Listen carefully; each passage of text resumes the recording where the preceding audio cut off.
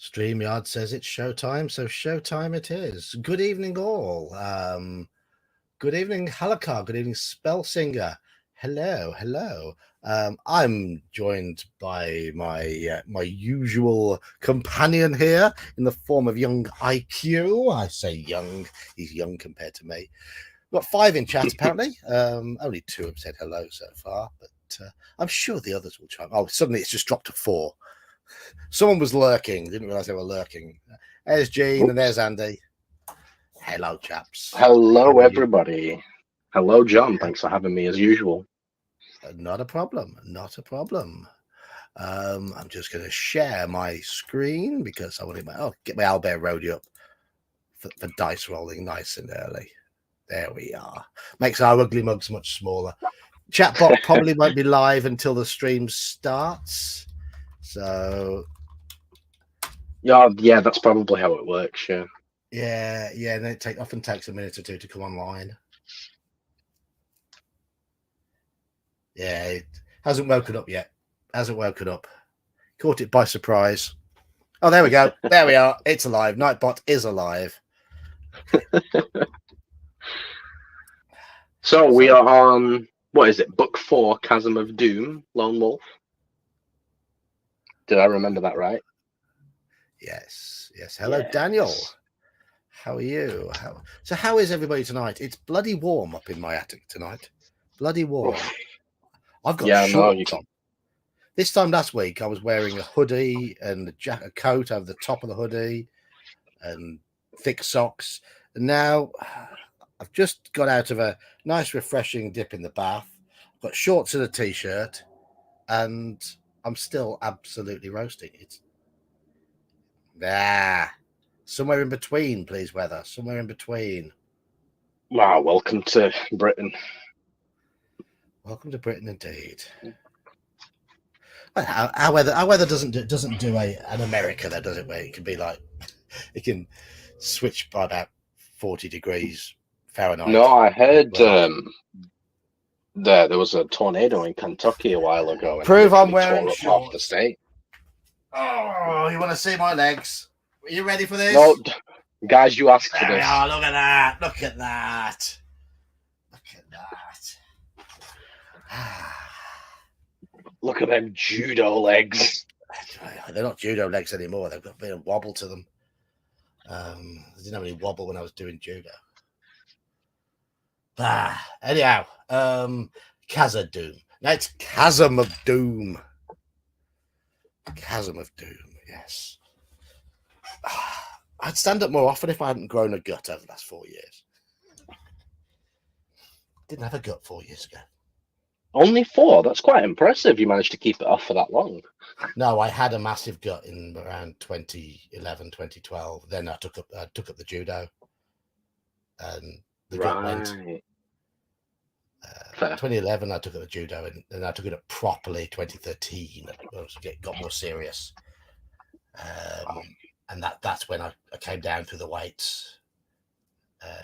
Fought at 73 kilos, which were my height. According to BMI, I was still overweight, but BMI is nonsense. BMI is nonsense. I agree. Yeah. When you've got legs as short as mine and a head as fat as mine, it doesn't work like that. No, I've got a big head too. Well, I've got white broad shoulders, 42-inch chest.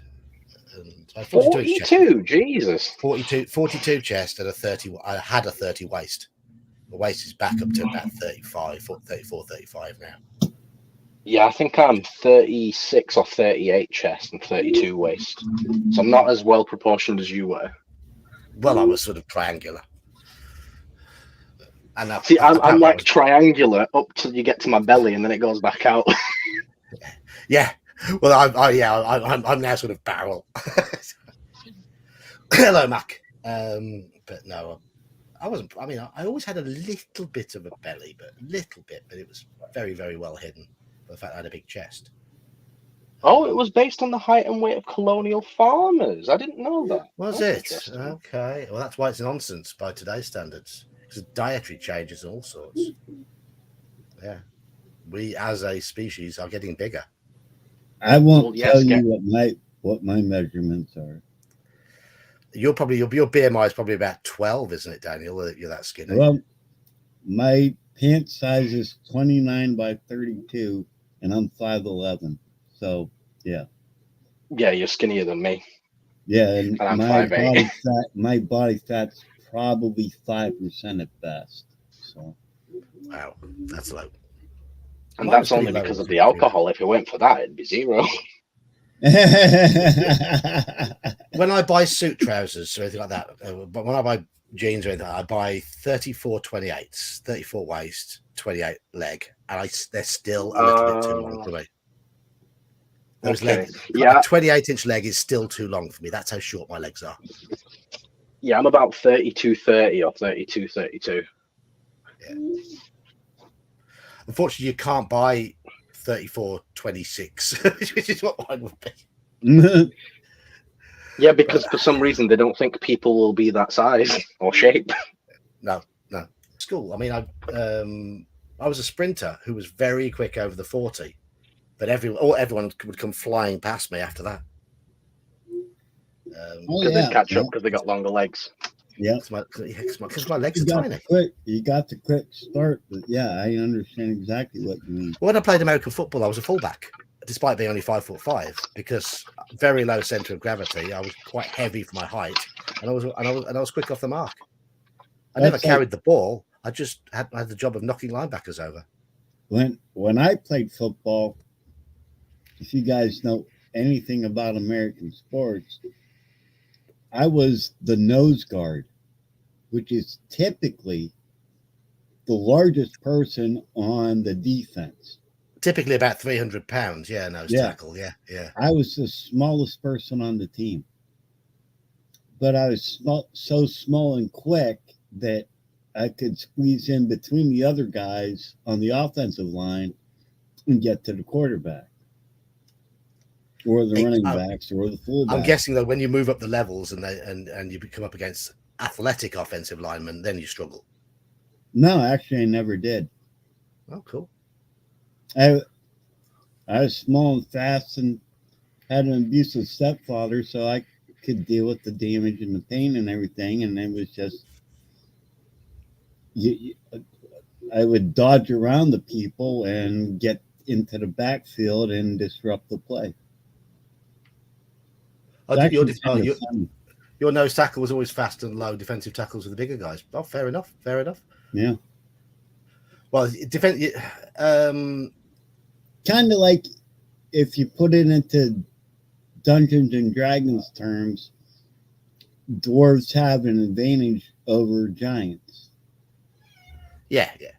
I mean, that's kind of what it was. I guess.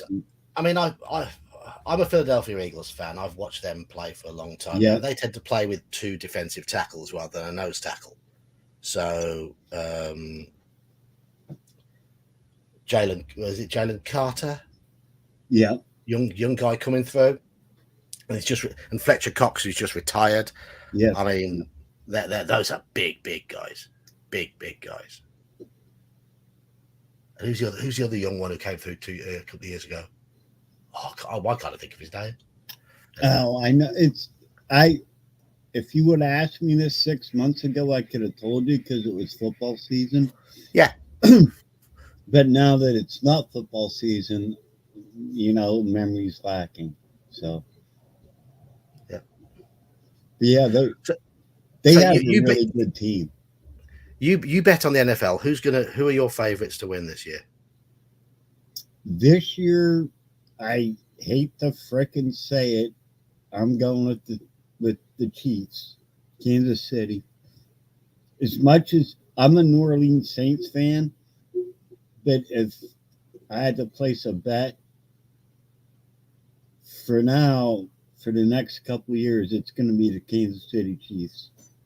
Mahomes is in his prime. Although I do like the Detroit Lions. I like their mindset. They're tough as nails. They don't take any bullshit. Apart from their divisional rivals, I think the Detroit Lions are the sort of team that most people want to see do well because they've never done well. If you remember Barry Sanders, I think he actually played videos of him the one night. Yeah. I was a Detroit Lions fan for years, and I still root for them. But like the night Barry Sanders retired, I just walked into one of my regular bars, and they had ESPN, the sports channel on. And as we walked in, the host said, "This is new. Barry Sanders retired." I turned around to my girlfriend, and it was, I don't know, 12 or 15 of us, all our close friends. And I told her, I said, I want to go home. Yeah, well, he was the team for such a long Yeah. time. Yep. And then they had Megatron. Yeah. They screwed both of them over. And Stafford. Yep. Oh, I love Stafford. Dude, he I'm not calling you dude. Him, dude. Got his shoulder dislocated. And when they went to pick him up, he said, "Get the hell off." I'm being nice. He said, "Get the hell off me." Went over to the coach and said, "Put me in for the next play." And he scored the touchdown. Yeah. I mean, He's a tough SOB. Yeah, that guy had, it was all heart. Yeah. Oh, exactly. Yep. Yeah. Right. Anyway, I think our chat has just gone down from 8 to 5 people, so we've got rid of 3 non-sports ball fans. So I think we better get on with our game thing. That's funny. I like alternating my Fridays a little bit, and I'd like to run a Car Wars arena on a Friday night in the not too distant future. Hopefully through Roll20. So maybe in a few weeks' time, we shall see. But, that's a plan for the future. Hopefully, we'll do better than the last Car Wars, because we kind of failed miserably. It was pretty dismal. Oh well, the last Car Wars, Car Wars version 6th edition is out. I haven't got it. I would start you off on Car Wars Classic, which is a little box set, very very simple, and none of the things that make it any more complicated than it needs to be. Just and I'd give everyone either stock cars or a very limited budget to make a car beforehand. So we just have I would referee it, because I think that's needed. But Mac, that requires planning. I'm not very good at planning, but I'll try. I will try. I don't think of anything ahead of time. I'm all last minute. So, right. Anyway, we're on that, and we are now up to Savant level, which means we're up to now what level? Oh no! Oh, Warman or Journeyman. I've got it wrong in the thing in the description. I think we'll be Savant level after this book. What skill did we take? Mind over matter. We've now got 9. I thought so. Yeah, that's the one I wanted. Ah, you see. Yeah, I mean, I played some Car Wars by email a few years back. It was pretty good. Watched a few videos of people playing Car Wars. I think at first I would forego any weapons at all. No, I'm not going to allow that, because if you just pile too much armor onto the car, that's what makes it dull. So I'm thinking of creating some stock cars which are heavily armed and lightly armored to make it fun, to make people go boom, because that's what people want to see. Daniel, you star. Daniel. I try. Who got those? Not Who sure. got those? You could get minis for Car Wars, but most had little pieces of cardboard.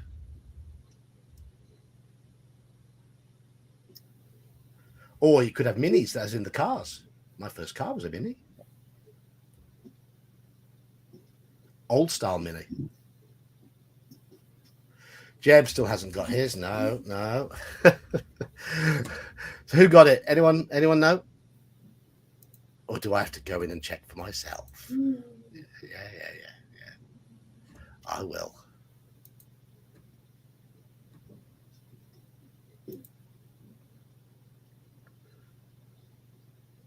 Oh, I've just loaded up the wrong video. Let's get the correct video up. I've got to get to my live streams bit. There we are.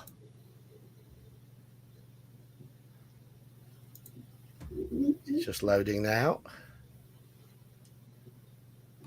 Here comes the chat. Oh, I haven't watched tonight's marble racing. Long shots, Sittin and Whitlin, Hypersleep, Callie Cloven, and Jeff Totten, Perth Coys. I remember when Perth Coys commented a few times in chat. I haven't seen him since. The other ones I don't know.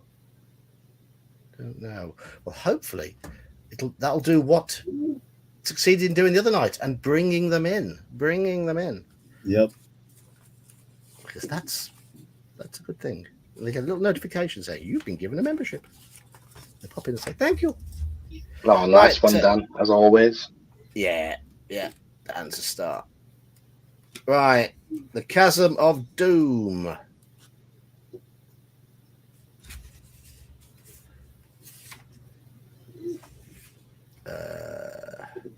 Any changes from the previous one? I don't think so.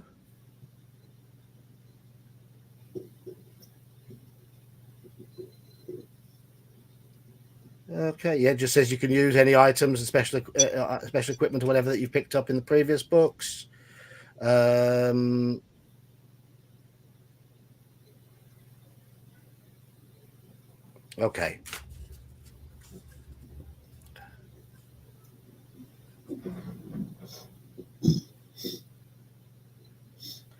I'm going to. I don't think it was his knockers talk that would have scared people off. I think it was all the other chat. While he was just talking about knockers, he was fine. I'm going to give you the story so far, just to remind you of what's happening. In the northern land of Sommerland, for centuries it had been customary for its people to send gifted children to the monastery of the Kai. There they developed their special talents under the tutelage of the Kai and were taught the disciplines of their noble ancestors. You are Lone Wolf. You are now the last of the Kai of Sommerland. 4 years ago, your beloved homeland was invaded by the ancient enemy of your people, the Dark Lords of Helgadad. Their initial attack devastated the Kai monastery. Oh, this is 4 years after the last books. Hello, you're wrong. Yes, it is geek story time. All your brave warrior order were in attendance for the Feast of Fairmarn, the celebration of the first day of spring. You were the sole survivor. You made a perilous journey to Homeguard, the capital of Sommerland, where King Ulnar sent you upon a desperate quest for help. Your mission was fraught with great dangers and great urgency, for Sommerland was being swiftly overrun. Dark Lord agents were abroad, seeking to kill you at every opportunity, but your skill and determination crushed their evil aims. You returned to Homeguard at the head of a great fleet of allies, and you destroyed Dark Lord Zagana, the enemy leader, before the gates of Homeguard itself.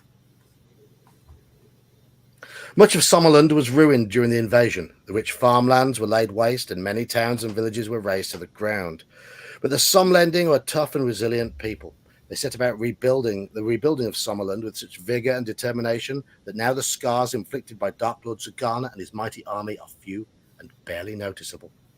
For the crucial part that you played in the great victory, the king bestowed upon you the rank and title of Fryearl of Sommerland.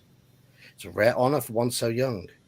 The ruins of the Kai monastery and much of the surrounding lands are now Frylund under your protection.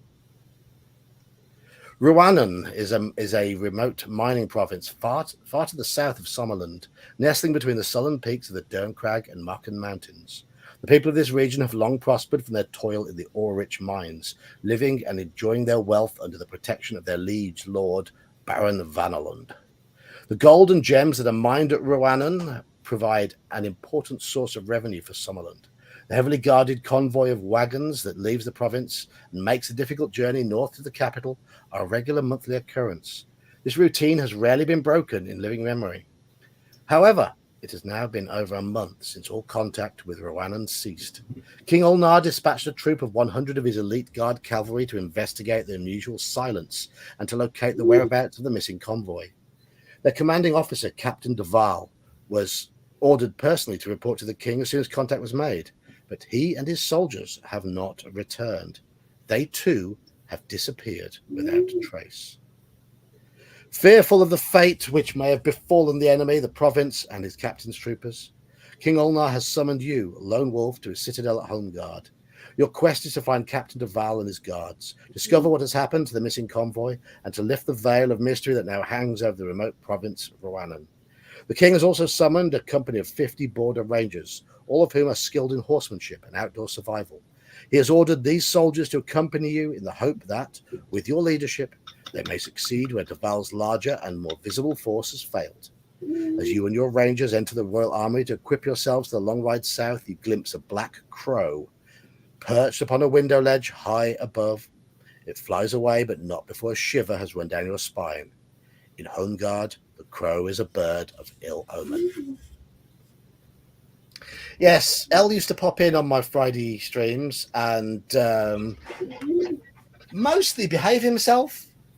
He mostly behaved himself, but he started to stir things a little bit on Wednesdays. He started popping up in the Wednesday ones and started stirring things a little bit. And in my OSE game, I then responded to his stirrings by having the second level boss as a really pedantic, decrepit old magic user, simply called L. And when he found out about that, he blocked me and disappeared. Imagine that. Oh, well. And in that OSE game, that bastard L turned me into a chicken. He did turn you into a chicken, yes. He had a wand of polymorph with one charge in it, which he used on you to turn you into a chicken. Why is it always me? You just love fucking doing it to me, don't you? I think you were the one in his face, weren't you? Oh, no, to be fair, yeah, I did charge at him. Yeah, you charged at him and then lost initiative and he went bzzzt. It's all right. I don't regret a thing. No. L has gone back and forth with most of us older gaming streamer types. Yeah. Hello? Thing is, when he joined in with these read-throughs on a Friday, he got quite engaged. And he was the one who was keeping track of what was happening. He'd come up with some amusing comments about what we're saying and created a few little memes for the channel. Knockers was a thing for a while because there were knockers in House of Hell. And then once he gets hold of the chat sort of streams, he just sort of stirs too much. Anyhow.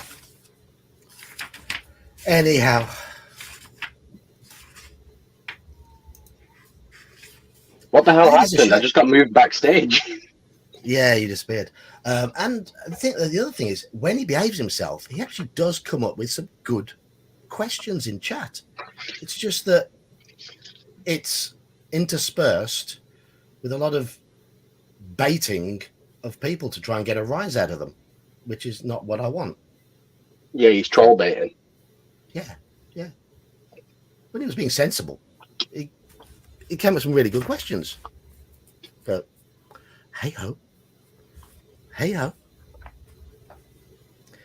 Okay. For 3 days, you lead your brave company of border rangers across the lush plains of the Southland marches on the first stage of your urgent mission. The flat, treeless fields surround you with seemingly endless expanse of wheat, so high that even though you're in the saddle, it reaches well above your knees. Your horses seem to be swimming through a vast yellow sea that is only interrupted by an occasional track or group of isolated farmhouses. The Southerners welcome your sudden appearance, but you only make the briefest of stops for food and rest, wishing neither to impose a burden on these good people nor alarm them with the purpose of your mission. At noon on the fourth day, you reach the pass of Moitura. Here the plains give way to the broken foothills of the Dern-Crag Mountains. You soon reach a highway heading off towards the south, its surface cracked and full of potholes. This is the notorious Rwandan Pike. South of the pass, the Rwandan Pike crosses 100 miles of open territory known as Raiders Road. Bandit tribes from the wildlands and Gyak war bands from the mountains of the west frequently ambush those who travel along the Pike. The regular shipments of gold and gems from the mines at Rwandan have sometimes yielded rich pickings to these merciless robbers. Point and flankers, you shout, and immediately 3 groups of rangers peel away from the column and spur their horses to a gallop. You watch with pride as the expert riders take up their scouting positions to the front and sides of the company. It is late afternoon when a ranger scout approaches the company from the west. He points towards a distant craggy outcrop where a thin spiral of wood smoke betrays a hut hidden beneath an overhanging rock. Do we leave the highway and investigate the hut, or do we ignore the hut and continue on the Rwandan Pike? Investigate. Yeah, go for the hut. Hit the hut as the advert for Pizza Hut. Yeah. Do you get the same advert in America for Pizza Hut? Something like that. Although most of them now are dental offices, but anyhow. Yeah, go for the hut.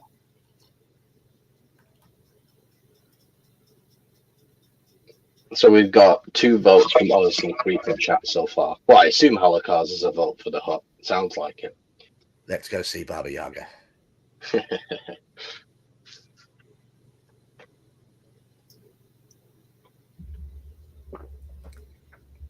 Anybody else in chat want to vote?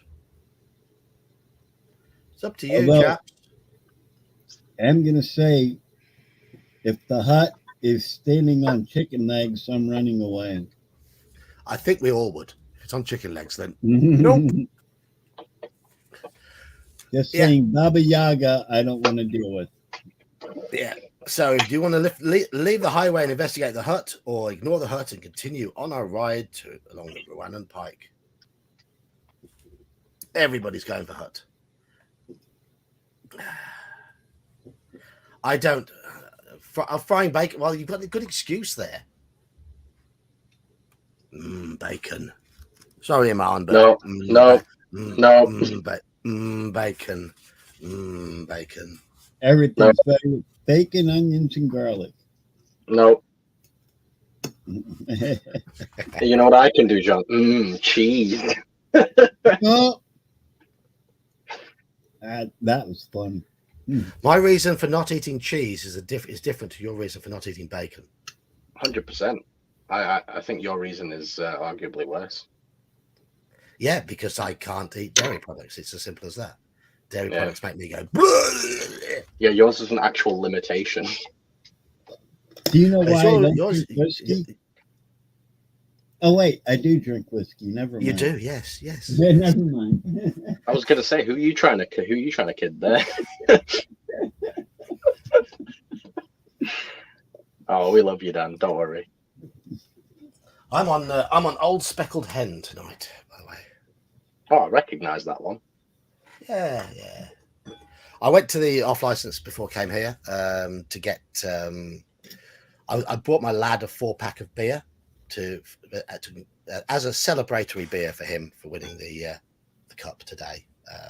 His team won his district cup in football today, so he's got 4-pack in the fridge for when he gets home. But I think he might have gone to their team clubhouse and be having an illegal beer with his mates because they're all 17. But what? 18? Perfectly fine. Nothing wrong with that. But he's got some yeah. beers in the fridge when he gets back. So I had to buy myself a 4-pack at the same time. Okay. The best swine is smoked swine. I like, smoked bacon is lovely. Smoked bacon. But it's like the only way you could make it worse is by smoking it, in my opinion. oh no. Smoked bacon. Oh, smoked back bacon. Thick cut back bacon. 2 or 3 rashers of bacon, crisped around the edges. Soft, fresh baked white bread. No sauce, no butter, nothing else, just bread and bacon. I have to say, I do rate the simplicity. Oh, it's so simple. It's so good. I like the simple foods. Yeah. As long as you get some nice. Wait, so what other types are there? I'm assuming there's belly bacon as well, right? There's streaky bacon, back bacon, and middle bacon, I believe. Okay. So what classifies something as bacon instead of like another pork product? Depends where on the pig it comes from. Bacon. Okay. Bacon comes from the belly. It's the meat. It's the meat on the belly. It's the torso. It's around the torso, belly, torso, that area. Gammon is back legs. Okay. Oh, that's why it's got the whole thing in the middle. Yeah, well, gammons can. Yeah. Like, you have the back straps and the ham, the hips. You have the brisket, which is the chest, the ribs, obviously. Oh, what? Wait. Pork has brisket too? Yes. Oh. I forget what they call it. Here in the UK, brisket means something a little different. Brisket tends to refer to meat that it needs to be stewed for a long time. It tends to be quite tough. Oh, yeah, that's because it's the chest meat. Yeah. And then bacon comes from the belly portion, like the underneath of the pig is where bacon comes from.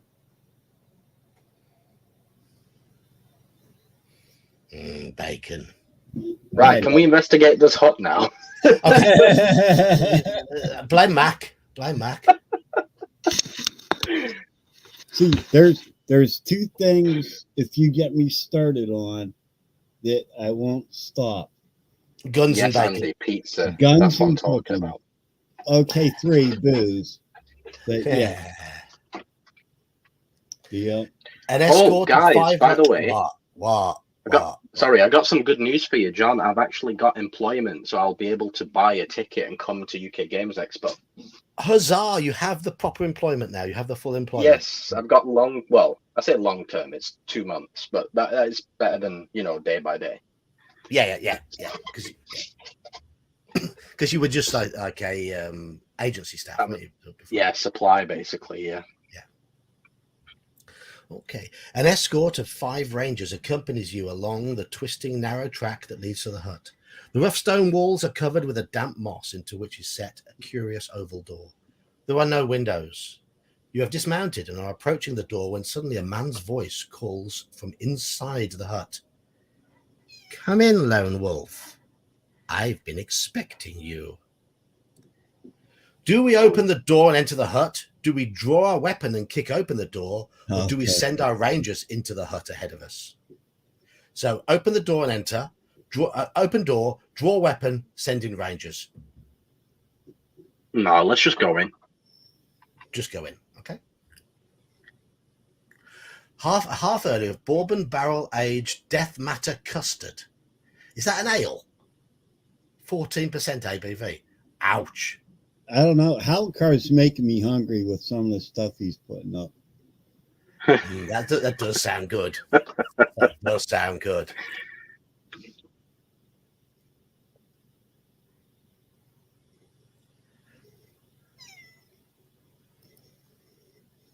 Death Matter custard.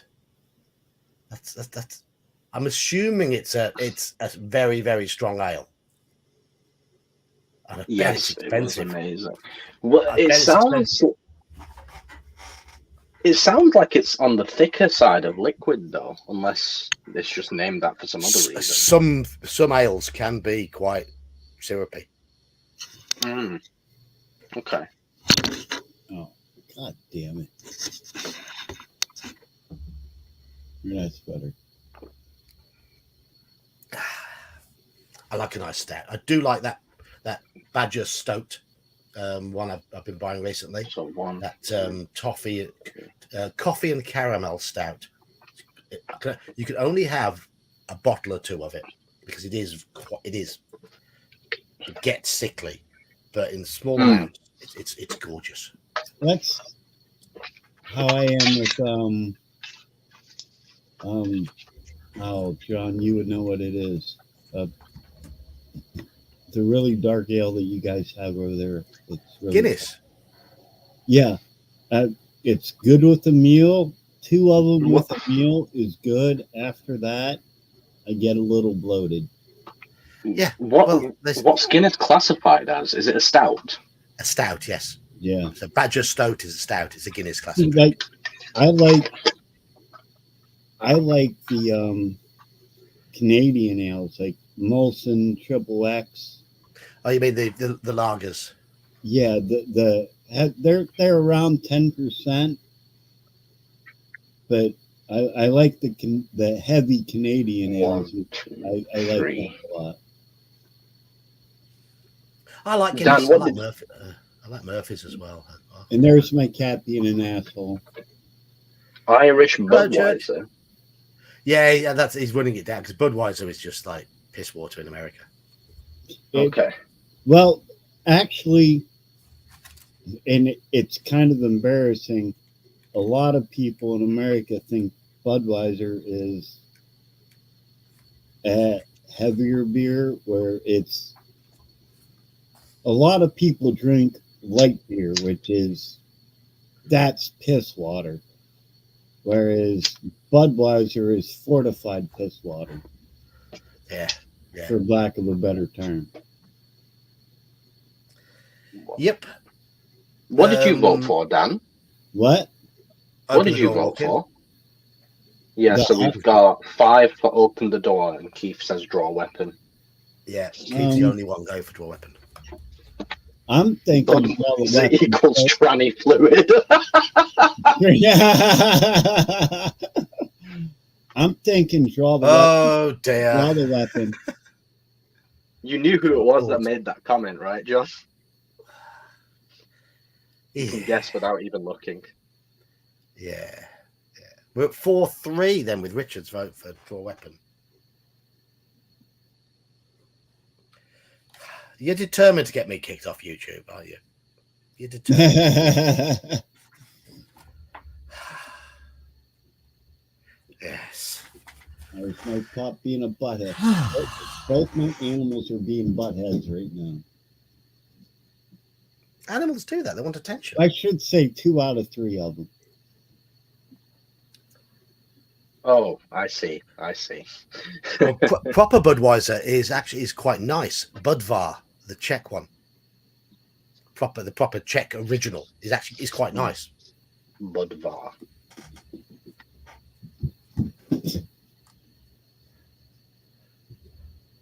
Real Guinness.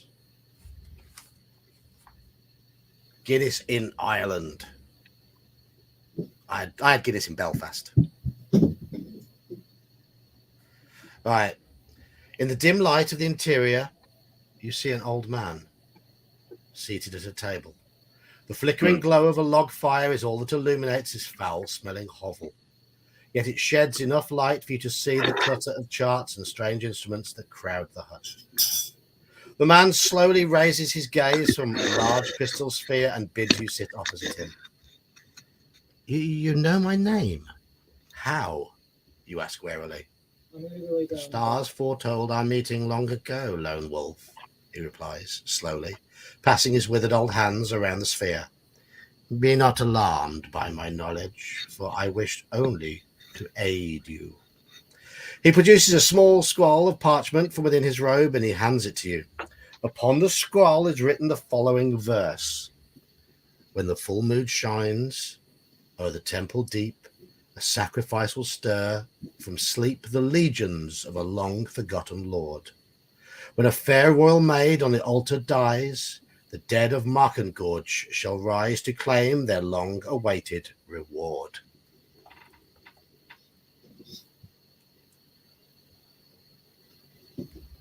You ask the meaning of the curious verse, but the old man does not answer you. He seems to have fallen into a deep trance. You lean across the cluttered table to awaken him and are shocked when you see your hand pass straight through his body. Gradually, his image begins to fade until it disappears completely. You place the scroll in your pocket. Okay, so we have a scroll. I'll put it on the sheet.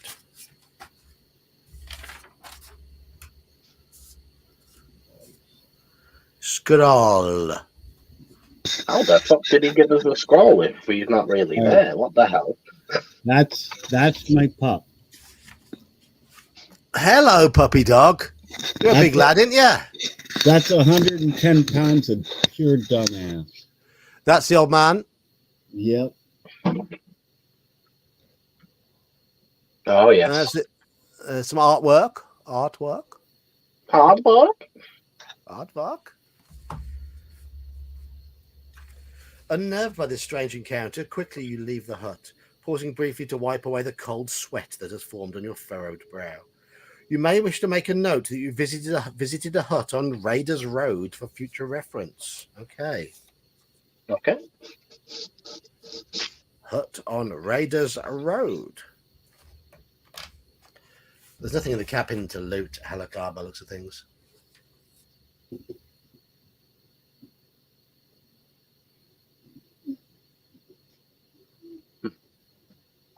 Okay. When USA men were at war, the beer companies added sugar to their beer so they could sell it to women. After World War II, they just kept the same sugar recipe for the returning soldiers. That's why we came up with light beer. It probably just makes it more addictive, doesn't it? So, obviously more delicious as well, but yeah. Well, does it? Not for people like me. Well, not for people like me who think it's piss water, but, you know, for the people who like it. To be honest, it makes it better. There's nothing delicious about Budweiser. Okay. I don't know. Have about 5 shots, then you really don't care what you drink. I suppose. There you go. You have ridden less than 5 miles when you see a group of wagons on the highway ahead. They are painted in a gaudy mix of bright colours and drawn by harnessed teams of oxen. A huge tasseled banner flies above the leading wagon, which bears the following proclamation: the famous Assagier players, troubadours, to the imperial courts of Magnamund. Do we stop to question these travelling minstrels, or do we ignore them and let them pass? Question. Yeah, let's stop them. Yeah. Maybe they know something we don't.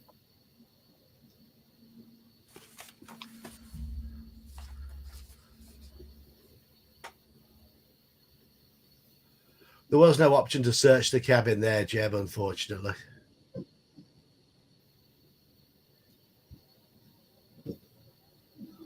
Do you know the chords to Black Sabbath? This is Black Sabbath.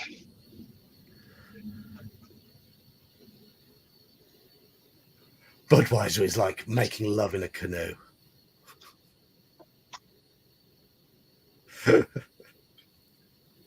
It seems like a good idea until you try it, and then it's an absolute mess.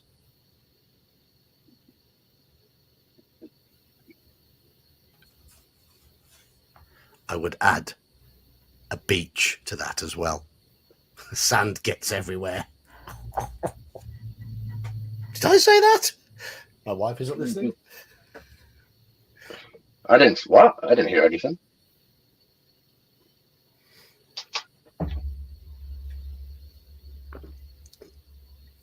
Oh, yes. Yeah.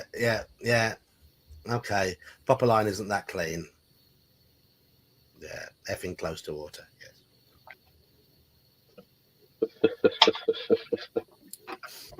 I have heard it before. I just forget these things because I'm old and stupid. I think everyone wants to question them. Everyone's saying question these troubadours.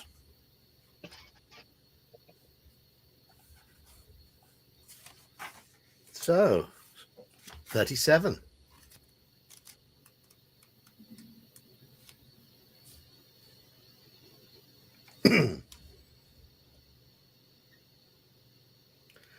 You signal to the driver to stop. The wagons halt, and a small moon-faced man dressed in a bright pink tunic throws open the rear door of the leading carriage. He shouts and curses at the driver as awkwardly he descends the ladder, pausing only to adjust the cummerbund that barely covers his huge stomach. Upon seeing your rangers, he lets out a strangled shriek and fumbles for a short sword hanging by his side. "Bandits! Wobbers!" he cries. As he wrestles uselessly to free his sword from its ornate scabbard. A row of anxious faces appears at the wagon windows, but the looks of anxiety give way to expressions of delight when they recognize your Sumlending uniforms. "Calm yourself, Yesu!" shouts an elderly woman. "They are Sumlending Rangers. They'll not steal your gold." Laughter ripples along the carriages as a little fat man suddenly unsheaths his sword with such force that he spins around and falls clumsily to the ground. There's a picture of this. More artwork. Fat man falling over.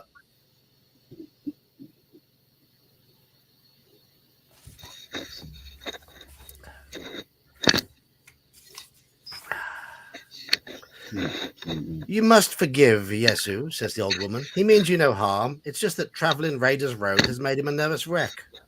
You question the old woman, asking her where the group has come from and to where they are destined. You learn that they are a troop of players and have journeyed many miles from their native land of Croatia, far away in the east.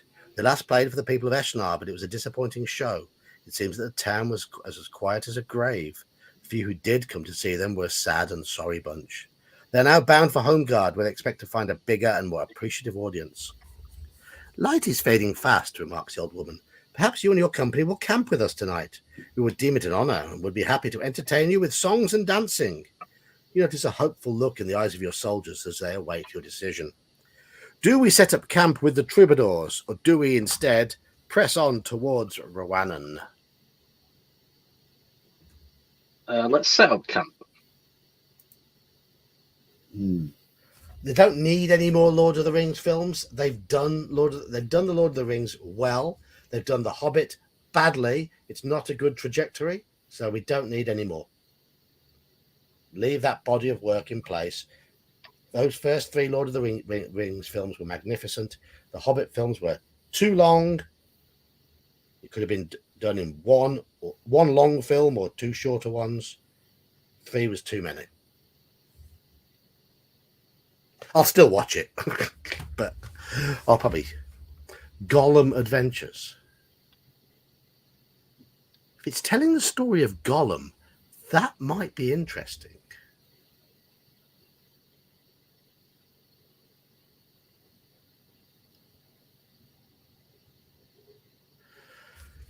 The thing is, would Sir Ian McKellen cope playing Gandalf 20 years after he played him the first time? I mean, the guy must be in his 80s. I think he is. I think he's like 81, yeah. It took me 3 times to see the movie. I kept falling asleep. To me, it was so boring. I guess my girlfriend would wake me up and say, "Let's just go," because I kept falling asleep. Oh, I love them. I love those films. Did you vote, Dan? What's that? Did you vote?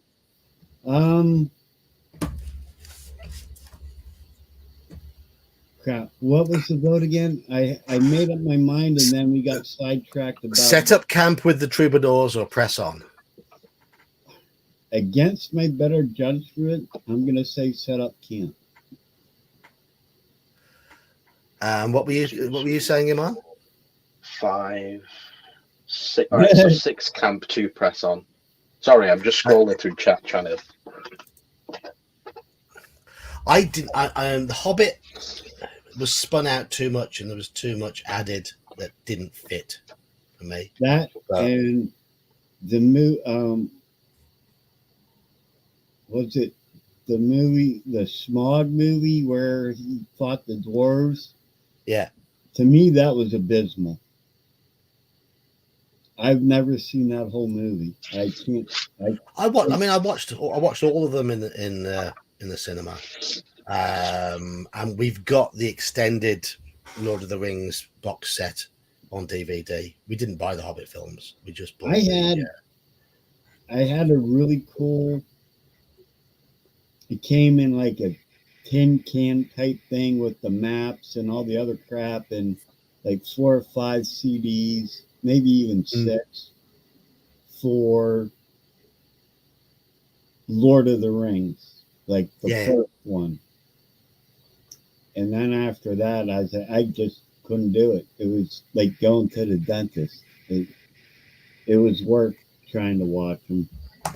We always take it with us when we go camping, and we have a little TV set up in the corner of the tent because we have. That would be cool because then you have entertainment and it's something. Yeah, it's on a. You always get 1 or 2 days where you just can't go out because it's pissing down with rain. So yeah, exactly. Like this weekend here, it's raining constantly. Yeah. We get out, and when that happens, we get out a few board games and put the Lord of the Rings on. Mm-hmm. And yeah. What's your board game of choice? There's my asshole cat again. We often play Ticket to Ride.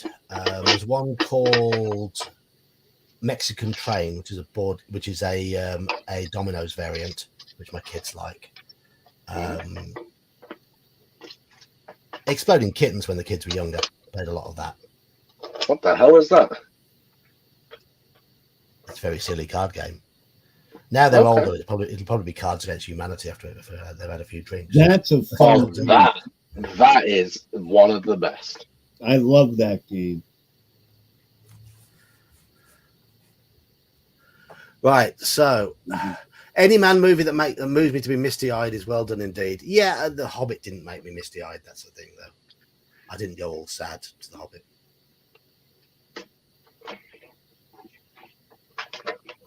I don't know. I know lots of card games, but I don't know euchre. That's I don't know. Popular from who is it that was born in the Warren Hospital, which is where I'm from. Manfred. That's really popular back there. And down here where I live now, which is only like an hour and 20 minutes away, there's one called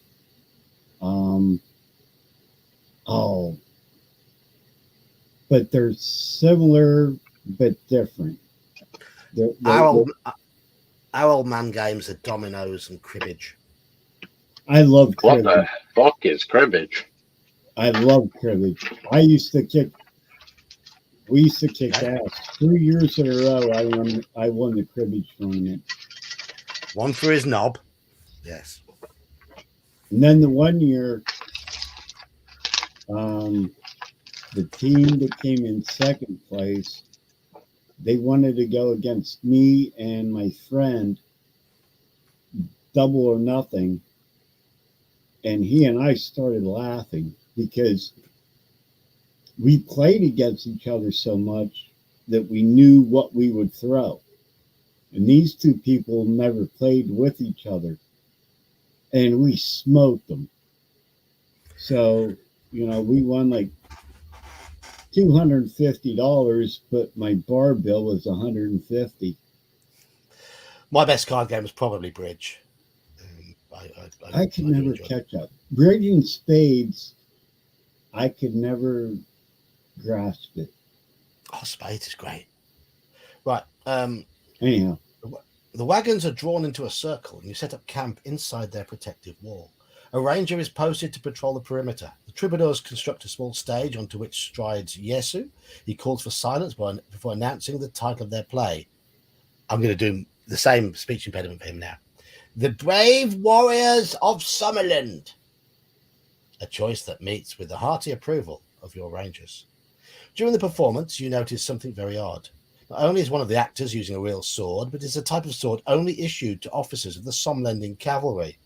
After the play, you approach the man to question him about the sword. He looks at you nervously and makes a dash for the darkness of the perimeter wagons. Do we give chase, or do we let him go? Nope, chase him. Yep. Track him down like the dog that he is.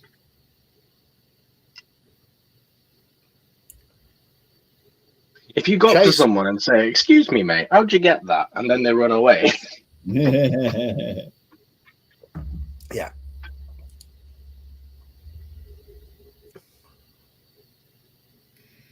Yeah. Chase him.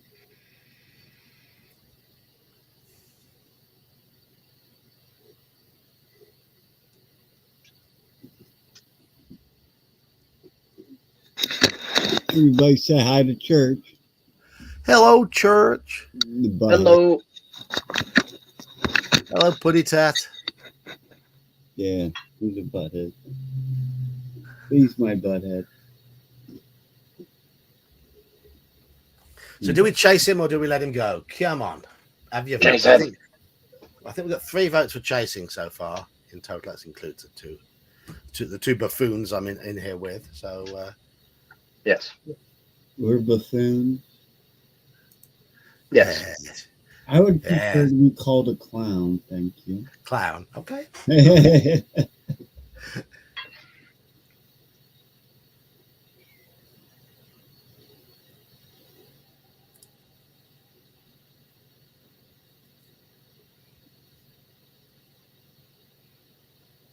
You guys better be chasing them. I'm gonna check. No, shit. That's right, I good bet- lads. I read something the other day that apparently some classic English insults are slowly dying from the English language. Such as? Pillock and tosspot. Oh, I say that. I say that. Yeah. So we need to use pillock and tosspot a lot. I'll try and make a mental note of that. There was another one as well. I can't remember. There were 3 of them. All right, then, John. I like pillock. It has quite an effect to it. All right, then. Here's some homework for you guys. Look up bozo. Since I just said clown, look up bozo. Why is that the name of a clown? It was a TV show back in the 70s when I was young. It was Bozo the Clown. So is that where the insult bozo came from then? Correct. Yes. Are either of you two familiar with the insult Burke? Yes. Oh. What about? Do you know I where- don't know if I could say this one. Bint. Bint, What? yes. Bint is a good one. Yeah. Burke, but Burke was a common one used a lot here in the 80s and 90s more than anything. And what I never realised is it's Cockney rhyming slang. Berkeley Hunt. Oh. Yeah. So Burke is just a pleasant way of saying probably the rudest word in the English language. Normally pairs well with bloody. Yeah, bloody. That's- No, we're not Brits, you minge. Yes. That's funny. Yes. Well, that's like for you, the biggest insult I can call a man is a douchebag. Yeah, that's fair. That's for me. That's if I call you that, that means I'm about to punch you in the head, or we're not going to speak again. Fair enough. Fair enough. Call I mean- him anything else, I don't care. But if Regulars to my channel will know my favorite English swear word, and I hope you Americans paid attention to the short I posted on how you pronounce the word twat. Rhymes with cat and hat and shat. Yes, the fat cat sat on the mat, you twat. Yes. It did fat cat shat on the mat. That cat is a twat. Yep, I do remember that one. It is not an O sound, Americans. Let's be honest, it's third grade reading level. Come on, guys. Yeah, I mean, if you've got a dictionary that's saying it's pronounced anything differently to twat, then your dictionary is wrong. It's as simple as that. I don't even know if they allowed in our dictionary. I don't know. I mean, it's an English word. It's a word that Americans have only adopted recently, and they pronounced it wrongly. By the way, John, I found which episode of the chase you were on, but I can't find any footage of it. I can't find any footage of it. No. It's back in about 2013, wasn't it? November 18th, 2014. That's when it was shown. Okay, it was recorded too. Yeah, I think it was aired then. Yeah. I'm not a stalker. What? No. Okay. Right. Are we chasing down? China. What about China? China. What about China?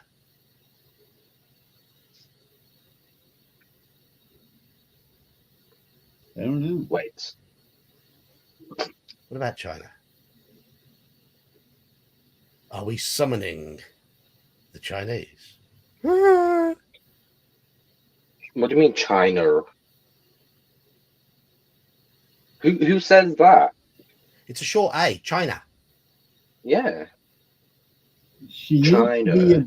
Oh, I guess that might be a northern thing. I can imagine people around here saying I would imagine that maybe the Londoners often use a long A sound. China. Oh, China. Right, maybe. Oh, yeah. it's a posh China. That's a posh English accent.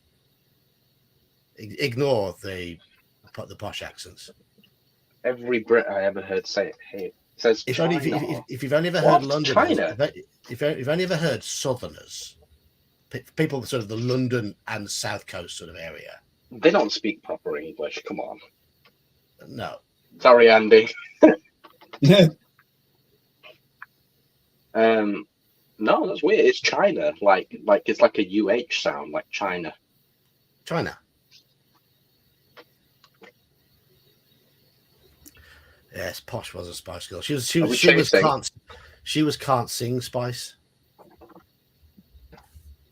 Right. You can see John with a 44 saying, "Go ahead, say twat one more time. I dare you."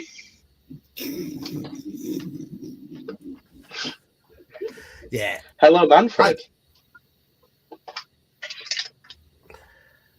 Although the wagons are shrouded in darkness, your Kai sense reveals to you the actor's hiding place.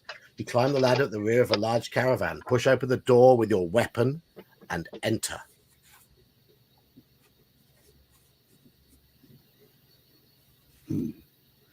That's surprising, Andy, because you're from part of the country where they talk like that.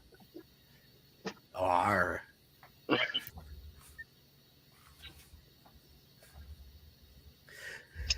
In the plush candlelit interior of the cavern, you find the actor cowering beneath a blanket in the far corner. You flick the blanket aside and ask the petrified man to explain how he came to possess such a fine sword. I bought it in Eshna, he stammers, his eyes wide with fear. From the innkeeper of the Pick and Shovel Tavern. He grasps the sword by the blade and offers it to you. If it's your sword I've unwittingly bought, I'm truly sorry. Here, please take it. You grip the brass hilt and examine it slowly. There is no doubting that it is a sum-lending cavalry sword.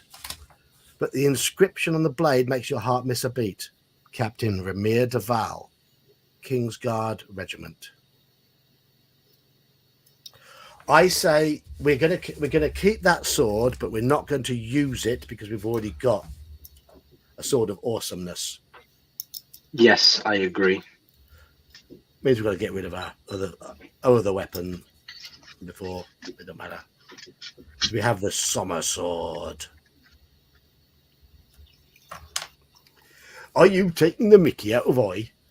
I be doing that. I be doing that. Who are those guys that say good idea? Probably the people from Essex. Probably posh people as well. Southeast. People from the southeast. London. A white mate.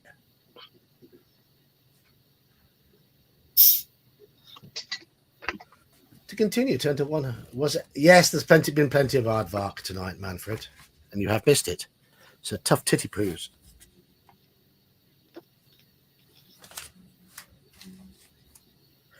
You return to the Troubadour's stage in time to receive a meal that has been prepared by your hosts for you and your rangers.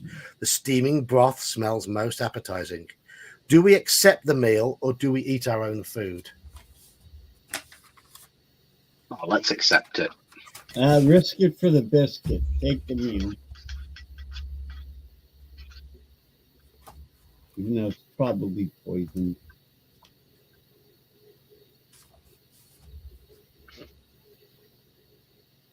It's probably the posh accent, Andy. No, the Queen. How she used to speak.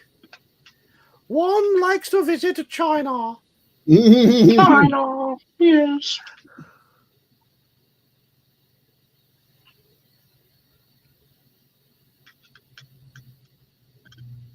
I'm pretty sure, because I have an ex-girlfriend who's from Essex. Like, yeah, it's definitely those lot. Because they say things like far star, better. Do you know what I mean? It's just the way they say it. They say like, better. It's better. What? I worked the one when I worked at Kmart. I don't know how many of you guys are familiar with that.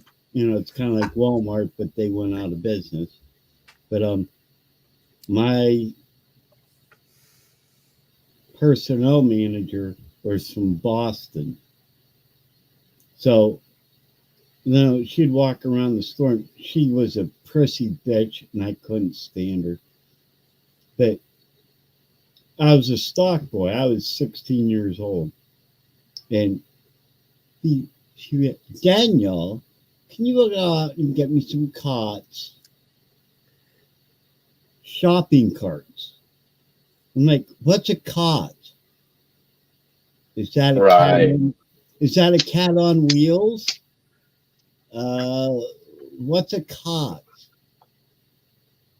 We did not get along. No, we don't. Our equivalent of Walmart is Asda. It's owned by the Walmart brand. Well, then it is, yeah. Then it didn't help. The one day, I'm still friends with the guy after 30 some years. And he rearranged the letters on my name tag. So it went from Dan to Nad. You guys know what a Nad is, right? Yeah. And I did not notice it. So I got called in because of that. And of course, we're friends, so I'm not going to throw him under the bus. So I took a hit on that one, too. She's like, you can't even keep your name tag straight. I'm like, whatever. I did not know your wife was half Chinese, Andy. I was going to ask him which half of her is Chinese, the top half or the bottom half? Yeah. Or the front or the back or the left or the right? You use an annoying Essex girl accent for an AI on a starship in a traveller game. That seems appropriate. That seems entirely appropriate. 4-star, Manfred. If you would like to engage, please press the button.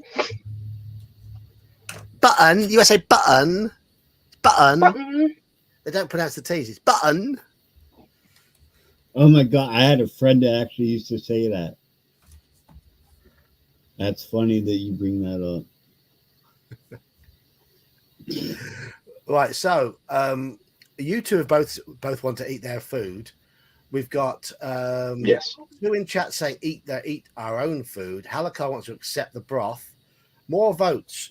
do we accept the troubadour's food or do we eat our own? We're at 3-2 towards accepting the troubadour's food, and I want you lot in chat to decide. Now, mind you, I'm doing this with deep regret because I think it's a bad decision, but I'm still going to do it. Gene, it was Captain Kremen, not Kremlin. Kremen. I know what you mean.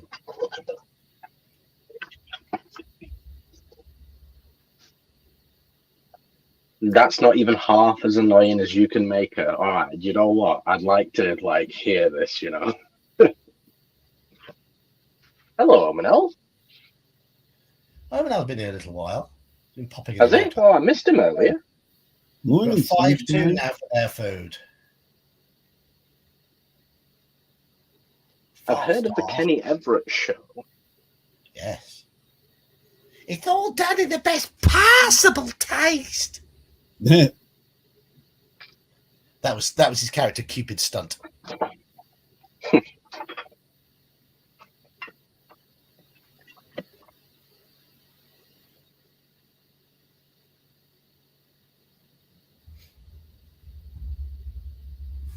But 5-3 with Max saying no food.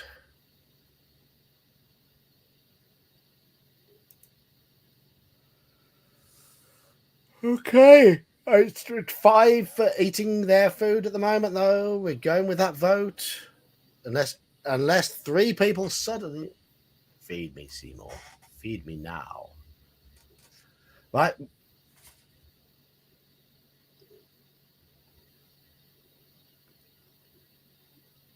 Okay, 6-4 then.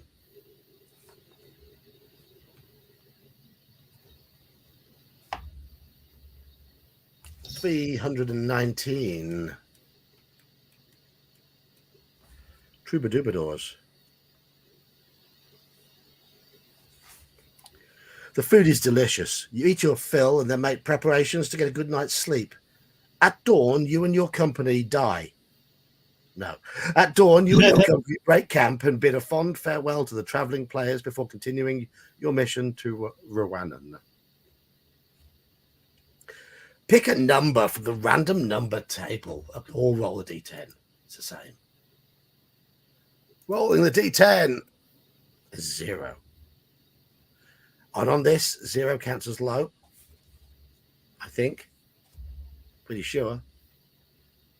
Turn to 25.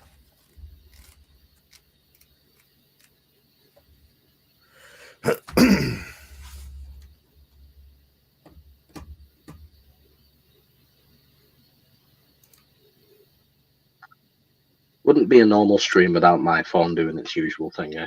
Speaking of questionable food, you should read A Boy and His Dog.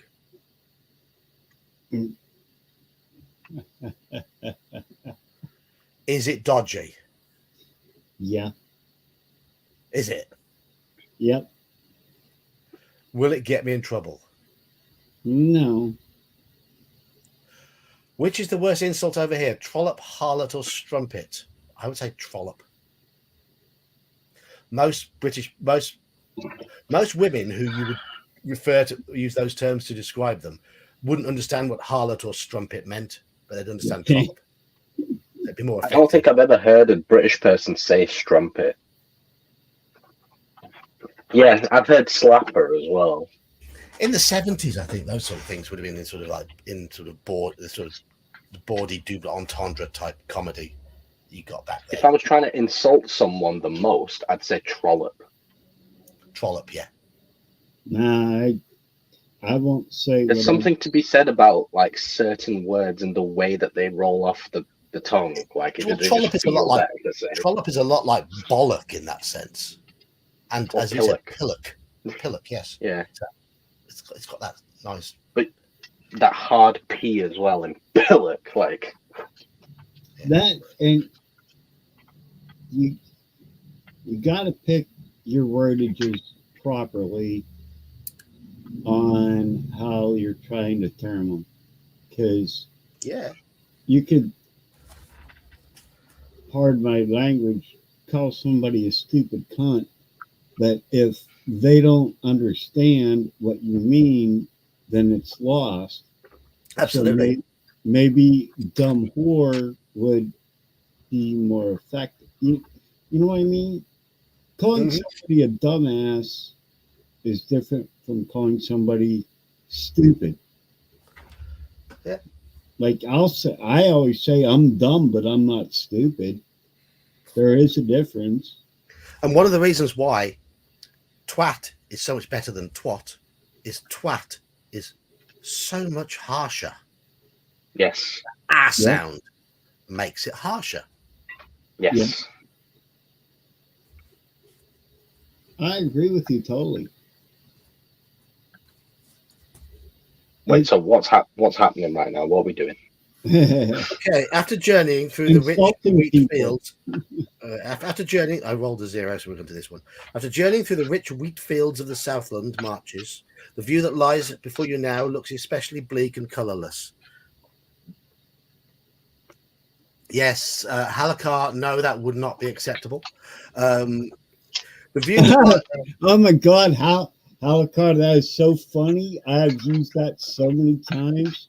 It is, yeah, I love that one. That's one of my favorites. The landscape is flat and desolate, relieved here and there by a ragged copse of stunted fir trees or an occasional mound of broken grey earth. You are now on the fringes of the wildlands beyond the pass of Moitura. You cannot use the Kai discipline of hunting to fulfill meal requirements in this region of desolate wasteland. During the afternoon, storm clouds gather above the peaks of Derncrag Mountains to the west, and the low roll of distant thunder warns of imminent rain. It is early evening when your scouts find the ruins of an old temple. It is situated less than a mile from the highway. Do we set up camp for the night in the shelter of the ruins, or do we avoid the temple and continue along the highway? Temple? Yeah, a ruined temple. Hello, Justin. I suppose let's do the temple. How long has it been since we've seen a temple? I don't know. We were at one in book 1. I don't think we've been to one since, have we?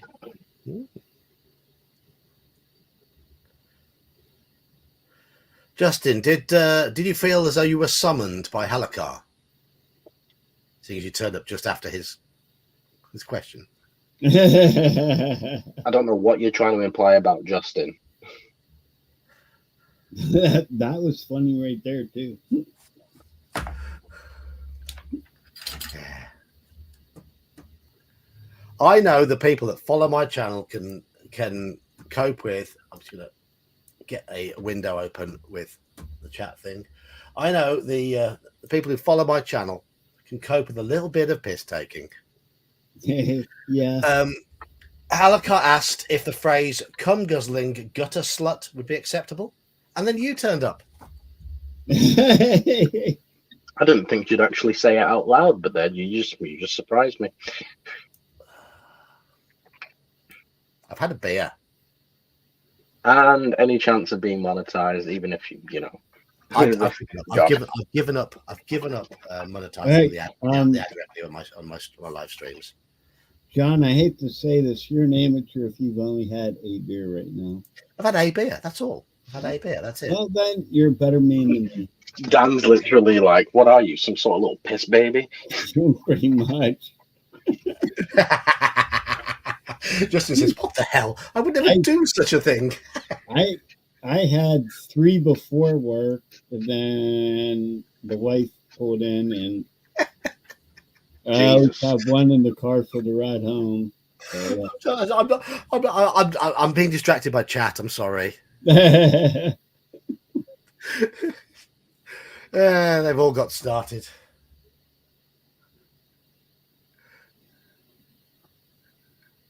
Right, are we going to go to the temple? Yeah, now we definitely need to go to the temple. We need to cleanse ourselves of that. we need to pray. So we've had 4 votes for temple. Yeah. Yes, Halakar. That must be the issue because you're so well behaved on a Wednesday night. You're like the little boy who sits in the front of the class, answering all the questions, smiling at teacher. And then on Fridays, you turn into this acidic troll. I don't change. I say don't change.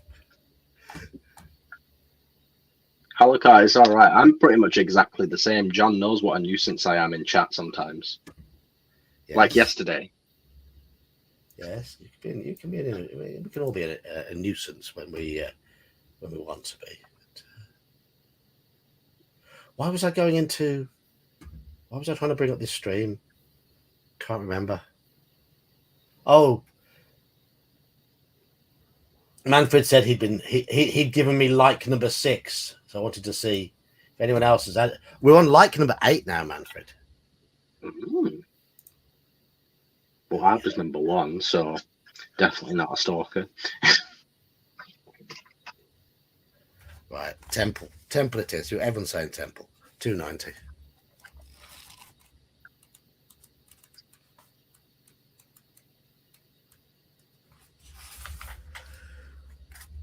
I wonder if it's a temple of love, as the Sisters of Mercy sang about. Does anybody else in chat know that song? What song? Sisters of Mercy, Temple of Love. No. Bit of an epic early goth song.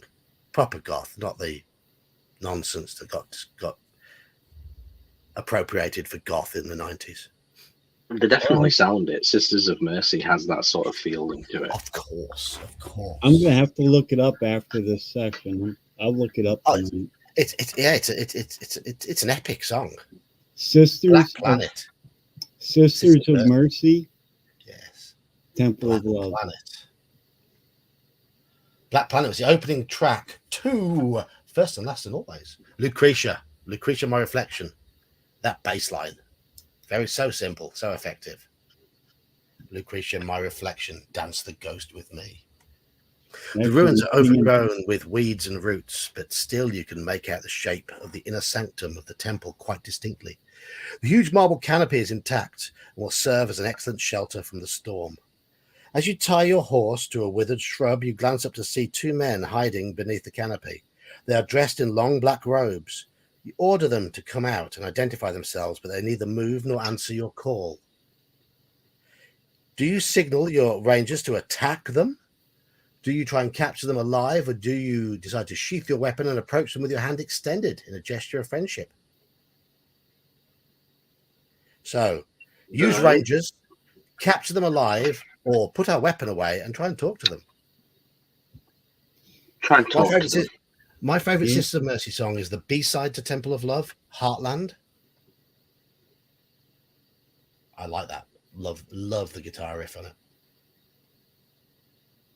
Yeah, I say try and talk to them. Yeah, try and talk to them. I also like 9 While 9 from the First and Last and Always album. Alice, which was their first single that was properly done. But the original Body Electric is good. And most of the songs off the Floodland album. Driven Like the Snow, Flood 2, Lucretia. Good stuff.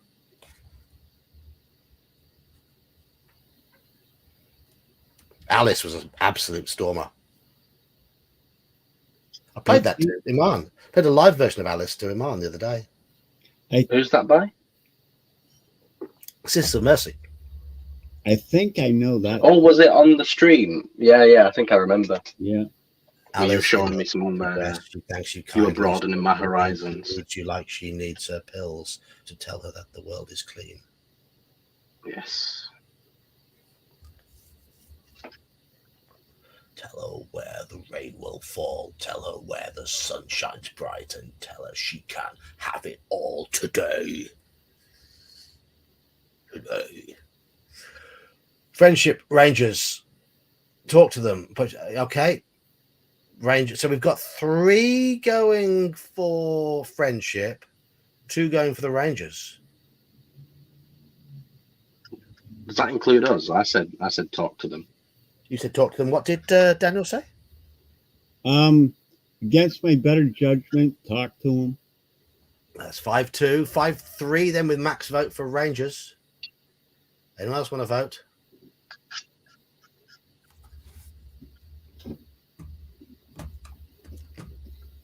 Max voting twice. You don't get to do that. Naughty, naughty. I can log in as Kelsey also. No, you can't. You I know you don't know do. if she's here or not, so you never know. No, you're dressed like Dan tonight, so And I'm not cooking. yeah.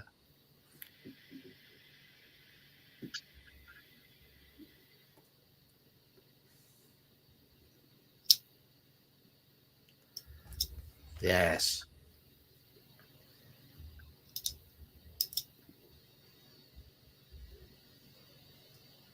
Yeah, for me, System of Mercy. At that time, it was the Cult, the Mission, the Cure, the System of Mercy, and the Fields of the Nephilim were the main bands I was into. More recently, I do like some of the sort of dark German EBM type music, as well as a bit of industrial.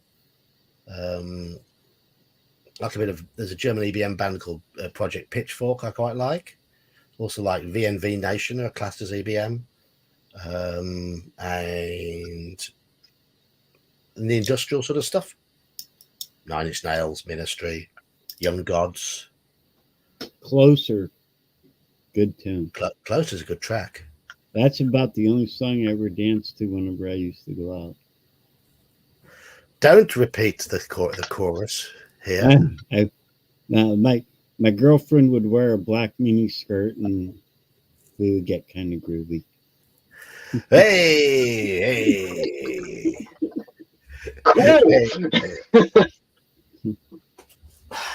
My favorite Nine Inch Nails track is Reptile. That is a good one. I do like that too. Yeah. Closer. Yeah. I want to blink you like an animal. I want to feel you from the inside. Correct. But I like Reptile and Eraser, both on the second side. Eraser, yeah, that's a good one too. Eraser's a great track. Talk. They were a good band.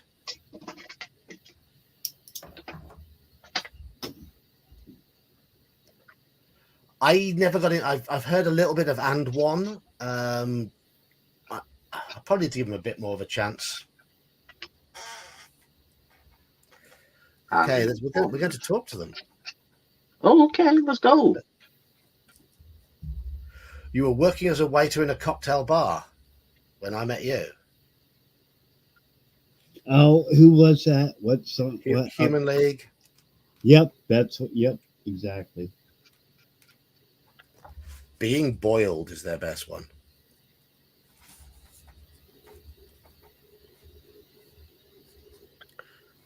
As you approach, they slip back their hoods to reveal two smiling faces. They seem relieved to have made a friendly contact in the middle of this inhospitable wasteland. Neither of them says a word, but they remove amulets from around their necks and offer them up to you as a kind of an identification. You recognize the small wooden fishes hanging on their neck chains. Aardvark? Oh, it's a fish. These are symbols of a holy order known as the Redeemers, a silent order of pilgrims devoted to a lifetime of prayer and the study of the healing arts. Ooh. One of the pilgrims hands you a small earthenware flask that contains a potion of holy water. Okay. Potion. Holy water. Excelente. Nice.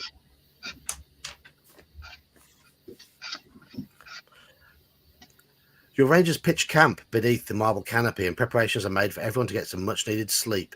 You are hungry and must now eat a meal or lose 3 endurance points. Okay? That is our last meal.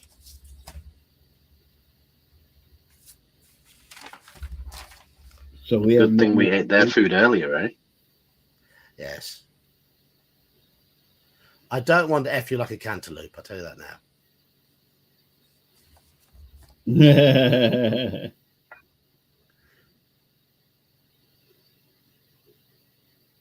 So That's our last meal, you said? It is our last meal. To continue, turn to 233. Okay.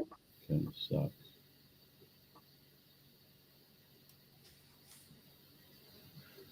Flotulators. Do you mean flatulators?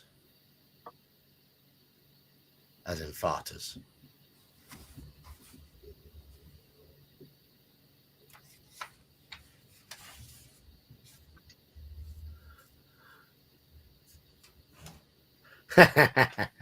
Yes, they did.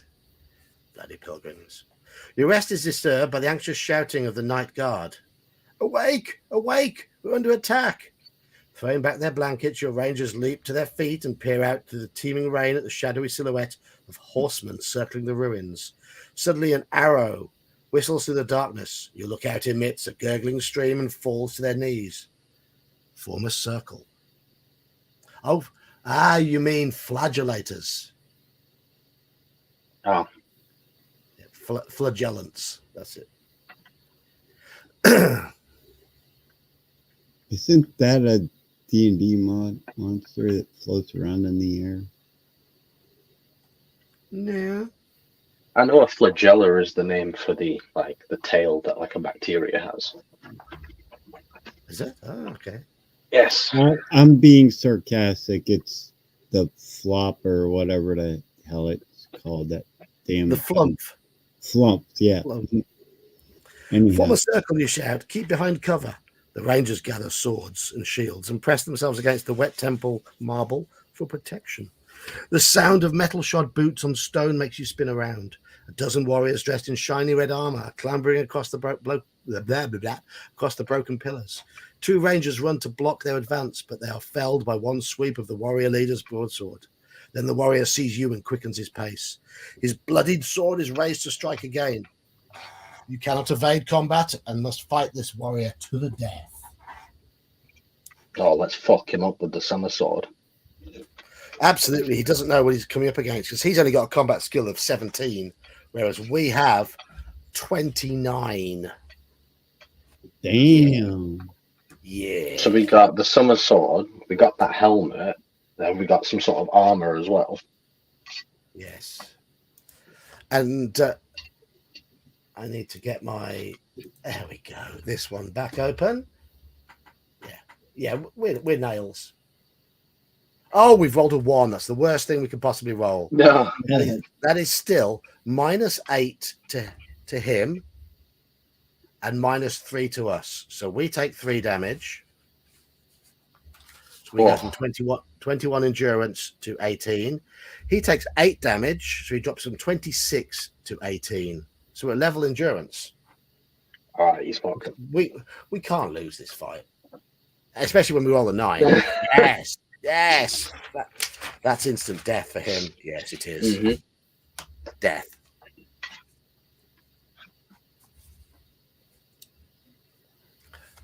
$312. Finally, we taste blood once again. Yes. All around the ruins echo to the clash of weapons and the screech of the battle cries. These armor-clad horsemen are no ordinary bandit clan. They fight with a discipline and skill unheard of among the lowly outlaws of the wildlands. You step over the dead warrior and call about you a handful of your rangers. The enemy has surrounded your horses, and you must act quickly if you are to save them from being taken. You lead a charge through the ruins, which pierces the enemy line. They falter and flee back into the darkness. However, by the time you have reached the temple perimeter, only 11 of your horses remain. All the others have vanished. After much thought, you decide to choose 10 rangers to continue the mission with you, sending the remainder of your company back to Summerland on foot to report what has happened. As the gloomy light of dawn gradually fills the sky, you and your chosen companions bid a sad farewell to those who must march home. Let's have a random number. It says roll a random number.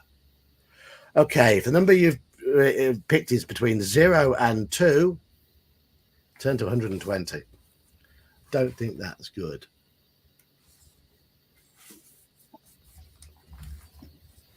After riding for several uneventful hours, okay, it wasn't bad. At length, you reach a highway junction.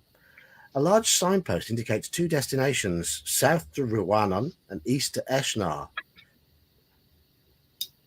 You have now reached a location where the Kai discipline of hunting can once again be used to fulfill a meal requirement.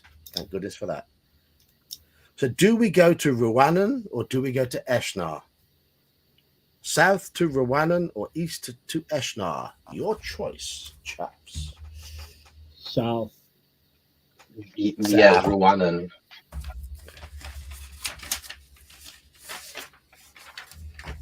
South or east? South. South. South. Gene says south. Jeb says east.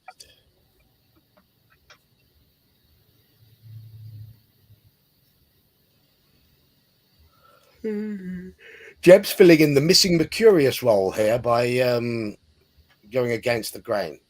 I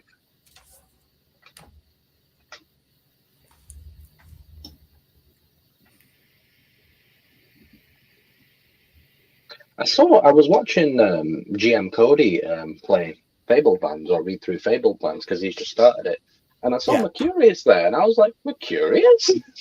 Yeah, he gets about. He's a regular on various streams. What direction is turning left? Well, we're heading south. So if we want to go east, if we're heading south, then east is left. Well, no, south is more east, is more left than east. So I would go south. No, but we're facing south. So if we turn left when facing south, we go east. Yes. I will agree with that. Have I confused your little mind? No. I'm just thinking, like, where does it say we're facing south? Because we are heading south. If you choose to continue south. Oh, okay. Yeah, continue. Yes. It implies. But that does make east left. Yes, it does. So I'm putting Justin down as a turn left one here because that's what he'll vote for. We're at 4-3 at the moment for south.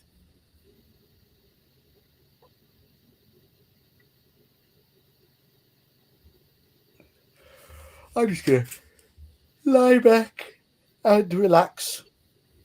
Left and right is relative to the direction we're facing. Actually, I'm going to go get myself another beer. So you all behave yourselves, and I need more people in chat to. You have way too much trust in us, John. I trust you two not to scare everybody off.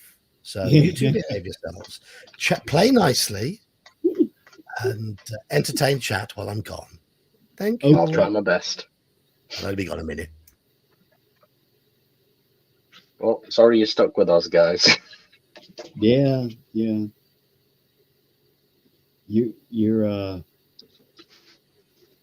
I'm trying to think of the proper. That's right. Party time. Well, there's my dumbass cat again. Oh, perfect. It's cat break. We need a cat break. Yeah, you get to look at a butthole.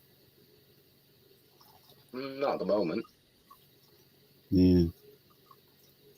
Pouring yourself another one, eh? Yeah. I'm falling behind. I'll have to make up for it in the morning when we play. Do you happen to know who's running tomorrow? Is it Gene or Zach? I do not know, but if Gene's still in chat, I'm sure he'll say, yeah, Gene's in chat. Because if not, my half drunk ass head has to come up with something tonight. So I didn't work on anything during the week. Been too busy with work and everything else. Gene says he's no clue. He was busy this week, so he didn't check. All right. I'm sure something will be sorted out. Don't worry about it. Well, what I have, I can run. Just going to be I'll work on it tonight after this session. So if I have to, I can half-ass it. I mean, according to John and Bear, all you guys do is make up most of it anyway. 90% of it or so. I'm trying to work on a kind of campaign. That way everything's planned and I don't have to like wing it. Just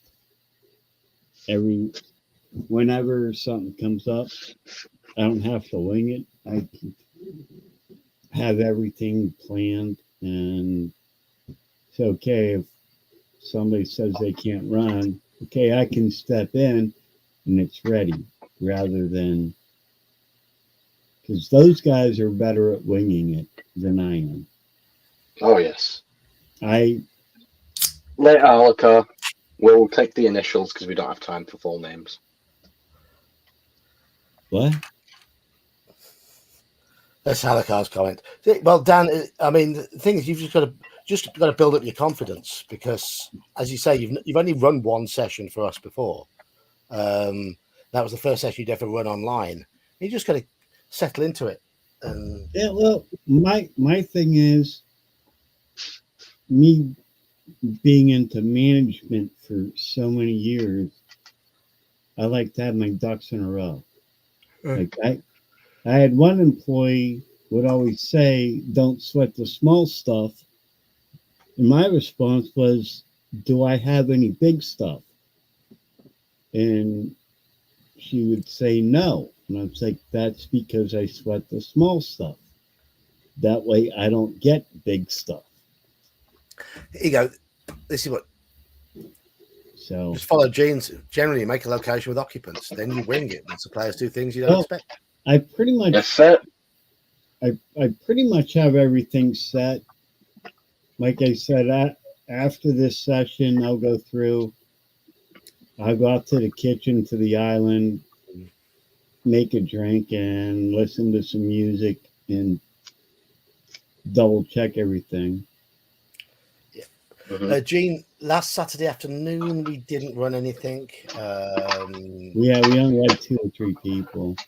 Yeah, we only had a few people, and one of them, me, was in the middle of the busiest afternoon our shop has had in a long time. It's getting busier on Saturdays. Well, that's So, always good. Yeah. So, but I ran MERP in the evening. Yeah. So we just BS all morning Yeah. or afternoon. Yeah, So, you went out. Gingerbeard was at a festival. Joker was with his girlfriend. So a lot of the people who were usually there just weren't. So it happens sometimes. But that's the nature of the game. It's a turn up and play game. So yeah, and actually, one thing I'll do, I have a couple modules that are set up for one person, like it's a one-on-one, and I'll dig them out, and then like I'm sure I can arrange it. Like if we only have, like, this past weekend would have been a prime example that we had 3 of us, but only one other person could have ran. Yeah. But John could have popped in and out. And I would have been able to run that as a one-on-one with a little bit of side support, like John's character to say, "Hey, I'm here right now," and you know what I mean? Yeah. I mean, Richard, no, when I'm working, I don't run the game. I will play in a game when I'm working, but the game doesn't get my undivided attention, unfortunately. I'm often too up and down away from the computer. But I will be listening in and playing when I can, but I run the game when I get home from work. Right, where were we? What I'm trying to do with my thing is, I don't know if I want to run, and you guys can look it up in metagame, but I trust you guys that you won't. I don't know if I want to do keep on the borderlands or on the hill.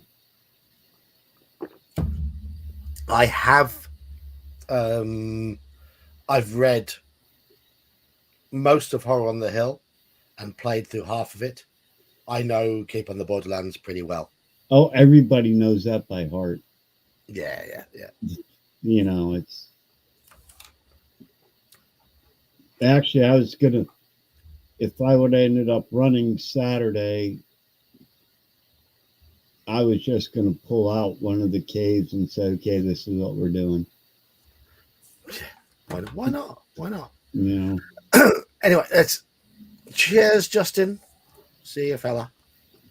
Have a Right, good we're going south because that had the most votes, 4-3, and quite a lot of people didn't vote.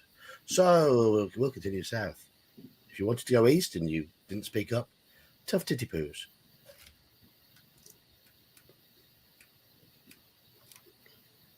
Yes, Keep always plays differently. Yeah. Sooth. Is that a Scots version of Sooth? It's almost dark when you reach the edge of a densely forested valley. You can just make out the highway disappearing into the trees ahead, and a signpost that is pointing towards the south. According to the sign, you are now only 40 miles from Roannan. The troops are tired and in need of food and rest. Do we set up camp for night at the edge of the forest? Do we detail some rangers to go and scout the valley for bandits? Or do we try to go without food and sleep and press on? So set up camp at the edge of the forest, send some rangers to go and scout the valley, or choose to press on anyway. Scout the valley. We've got one vote for camp, one vote for scout so far. Camp, scout, or press on. If it was just us, I'd say let's carry on, but we got other dudes to think about. Yeah. And horses too. Well, there's 3 more votes for scouting. Jeb's losing every vote today, so he's gone with scouting valley. As soon as he says that, he's landing in the majority one so far.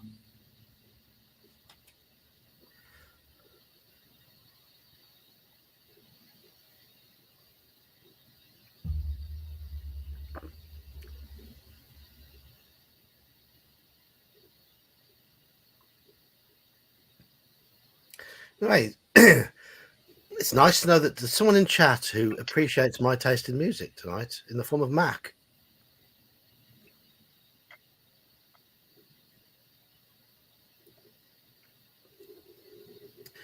I imagine myself and Mac could sit in a sweaty underground bar playing dark 80s music, enjoying a quality beer, because it sounds like he's a man who enjoys quality beer, and just talking about our music. Thank you, Jeb. Tell that to my wife. She hates my music.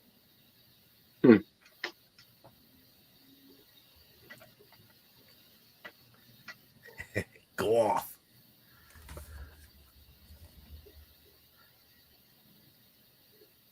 I got lucky. My daughter, who's 17, likes the same style of music I do.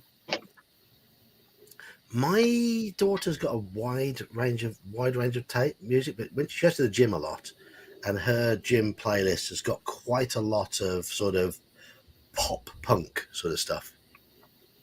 Well, my daughter will listen to it, but not when I'm around. When I'm around, she'll actually play proper stuff. Like when we were in her late 20s, early 30s, she'll play stuff like that. Oh. Which is cool. Yes. My wife's then again, of course, I also like Tchaikovsky and Beethoven and all those other guys too. So, you know. Bit of Beethoven. Yeah. Beethoven. So, anyone else voting? Another vote for Rangers. Rangers. Rangers is one. They were just outdone. Yeah. Send in the hounds. Good stuff, Manfred. Good stuff, Manfred. The dark music.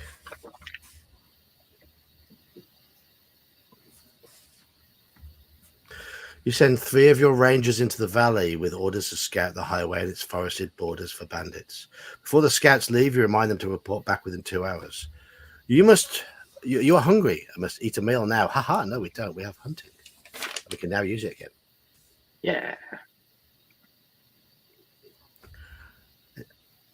In spite of their fatigue, your troops are now alert and ready for action, for it has been over 3 hours since your scouts departed, and not one of them has yet returned. Do we send 3 more scouts into the wooded valley? Do we wait until dawn before we investigate their disappearance? Or do we decide it is far too dangerous to stay here and ride east instead towards the town of Eshnar? So, we have the option of sending 3 more scouts, waiting until dawn, or far too dangerous to stay here. We'll go east instead. You don't leave somebody behind. Send in 3 more. No, wait until dawn. 3 more, dawn, and east are the options. We've only got 7 guys left. We have, yeah.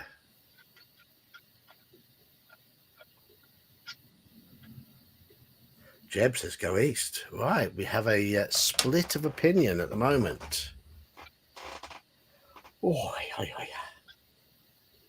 I haven't got to be in work tomorrow morning. I haven't got to be in till 1 o'clock. Hence, I can enjoy a couple of beers tonight. Yeah. Only a couple. Very nice. It's actually Friday for me, so I'm going to imbibe.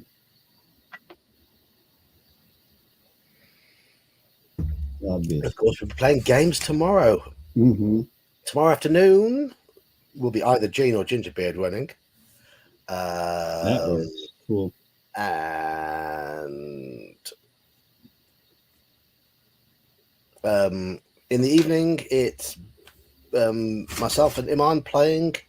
As long as Hungar is still fit, it's all good at the moment to go ahead, I believe. Haven't had any message to say otherwise, but we're playing in Bear's Codex Albana game, Palladium. Yes, I'm looking forward to it. It's been far too long. It has, yes, it has. Yes. That means I'm running either Orlog or Angus. You're usually running Orlog or Angus. Yeah, it'd be one of those two. Yeah, so what else is new? I think I might run... If it's Gingerbeard, I'll run Psilocybin. If it's Gene, I'll run Albertus. That insufferable asshole. The Psilocybin. What's wrong with the name Psilocybin? Nothing. I like the reference. He's a druid. What do you expect? I was going to say, is he a druid? Yes. Yes. He's a complete tree hugger. I'm with those 2 characters. I'm hitting the stereotypes as much as possible. Oh, that definitely sounds like a Snufflegrove character. You do a very good job at both of them. You honestly do. That's why when you said the paladin, that's why I said that insufferable asshole. Yes. Mac, his name's Psilocybin, which is the name of the active ingredient in magic mushrooms. Oh, that's... Did you not know that? No, I, the one adventure I have planned, I'm going to tie it in with, if I have, when I have to run again, I'm hoping John runs his druid, because there's something planned for him. He's level 3 now, Psilocybin is. But yes.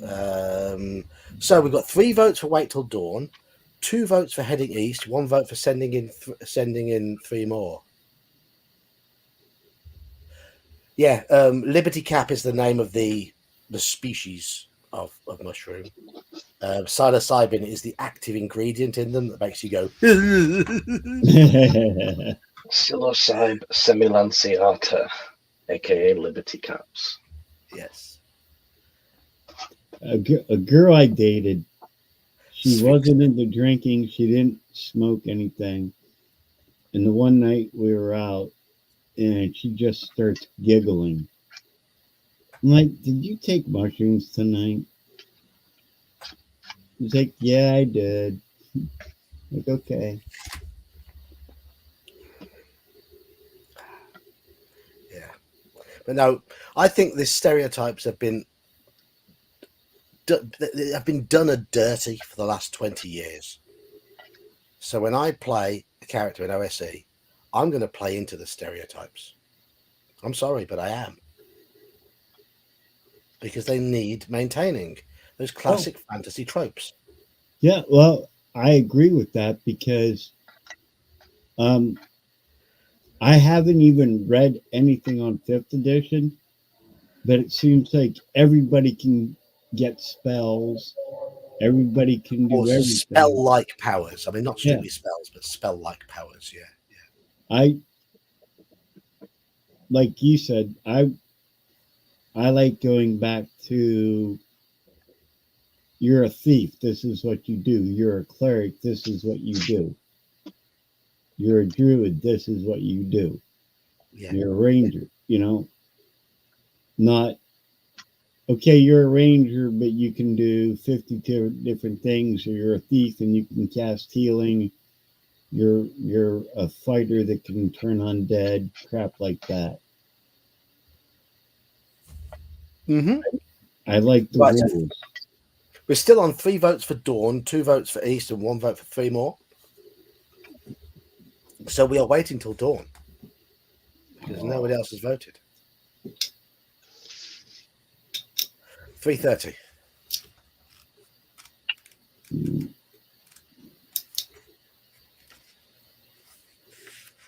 At first light, you are prepared to enter the valley. The highway is enshrouded by mist, and soon on both sides the Rowanan forest closes in until its tangle of pale grey tree trunks of every shape and size crowd thickly around you. After a few minutes' ride, you find the wreck of a burnt-out wagon abandoned at the side of the road. Behind it, a track disappears eastwards into the wooded hills. Do we stop and search the wrecked wagon? Do we ignore the wagon and press on, or do we investigate the track that leads up into the hills? Search. Search. 1 vote.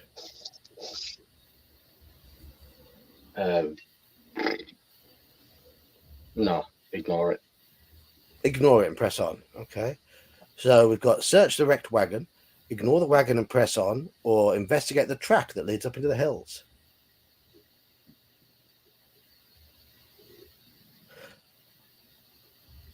Mac just confirmed the Dawn thing.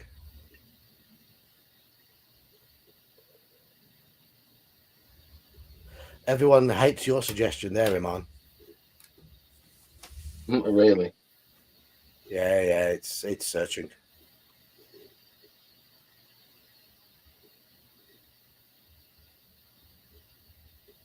I have no idea what you're on about there, Manfred.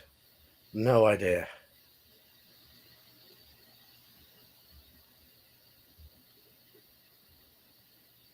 You know the best thing about playing in Codex Albana tomorrow night? You know what the best thing What? about it is? We get to completely avoid the Eurovision Song Contest.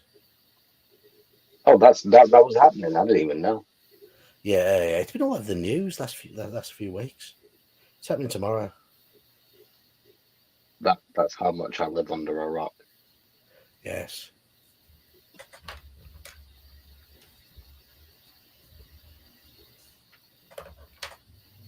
But we get to avoid it. So when the customers come in to the shop on Sunday and say, "Did you watch Eurovision last night?" I say, "No, I was playing my nerdy game."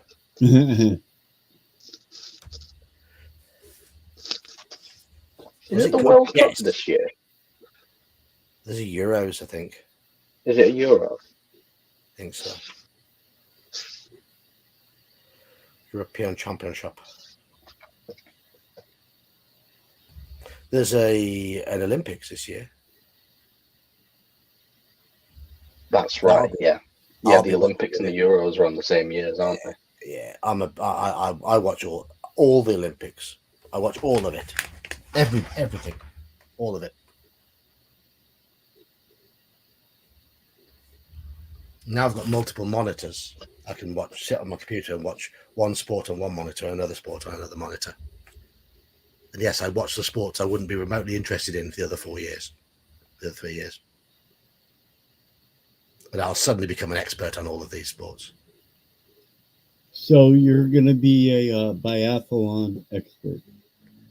Well, no, it's not the Winter Olympics. It's the Summer Olympics. So there's no biathlon, but They do skeet shooting, though. They do skeet shooting. Yeah, I'll watch that. I'll watch archery. I'll watch canoeing. I'll watch rowing. I'll watch the horsey nonsense. I'll watch the athletics. I'll watch swimming. Yeah. I love I love watching the Winter Olympics as well, Jeb. I'll watch all of it. That's the time when curling really takes off. I think the Winter Olympics, don't get me wrong, track and field is very challenging, but I think the Winter Olympics are actually even more challenging. Oh, the nutters that fly down bobsleigh runs on those tea trays. Oh, yeah. That's insane. It is insane, yes. Yeah. I've never seen the Olympics live. I went to the Commonwealth Games in Birmingham last year, which was good. Was it 2 years ago now? 2 years ago. I saw the Olympic torch when it was the London 2012 Olympics. Yeah. When it was London 2012, I was on holiday. It happened I was on a camping holiday.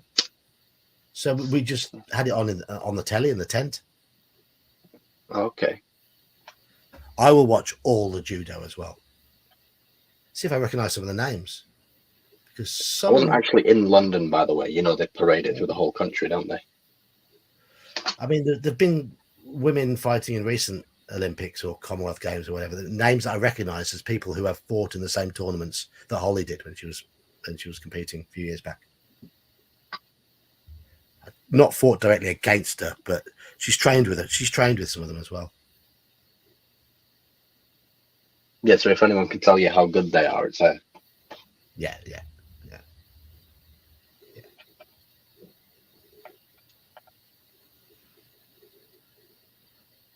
So we have 2 votes for the tracks, 1 vote for ignore, and 5 votes for search. We are searching. Okay. But yeah, the boxing as well. I watch lots of boxing. Hello, Hungar. Hungar wants to kick him in the nuts. Sadly, not an option. Hungar. We're all good for tomorrow, my friend.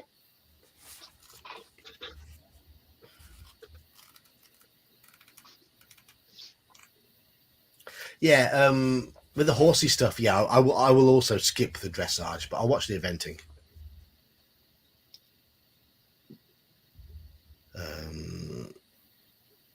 So we're searching. I'll go naked, great white hand grenade, bungee cliff diving. If that was an event in the Olympics, then I would watch it. I would, yeah. I love the Olympics. I think it's great. I even watch the race walking. You know, the 50K walk and the 30K walk and all that sort of stuff. I'll even watch that. Because it's the Olympics. No cargo remains intact inside the charged shell of the wagon. The wood is pitch black and all its metal fittings have buckled and blistered in the heat.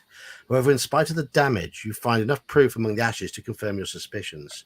This is the wreck of a Somme-Lending cavalry wagon, one of 3 that left for Rouen with Captain de Val's troops over a month ago. As you stand in the ruins of the wagon, brushing the ash from your hands, one of your rangers suddenly cries out in pain. You look up just in time to see them falling from their horse. There is a disc of sharp steel embedded deeply in their chest. Ambush! Take cover, you shout, as more of the deadly discs whistle out of the trees to claim their victims. Frightened horses gallop in all directions, with your soldiers clinging desperately onto their reins. The hidden attackers vanish just as swiftly as they appeared, but not before 3 of your troops are left dead upon the highway. After burying your dead, you must make a difficult decision. Only 4 rangers now remain at your side, and the shadowy enemy could return at any time to finish their evil handiwork.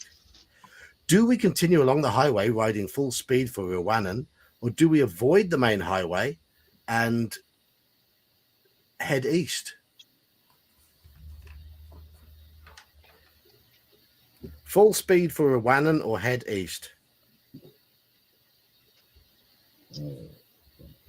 Full speed. Let's just carry on. Yeah, full speed. We tend to be pretty good. We're pretty good in the athletics, but it's the rowing where we often get quite a few medals. We get a few in boxing as well. We're pretty solid there. But when it comes to rowing, sailing, stuff like that, we're good at them. Always, consistently. You've had some pretty good boxing talent. Yeah, but cycling as well. We're one of the strongest countries in the cycling velodrome.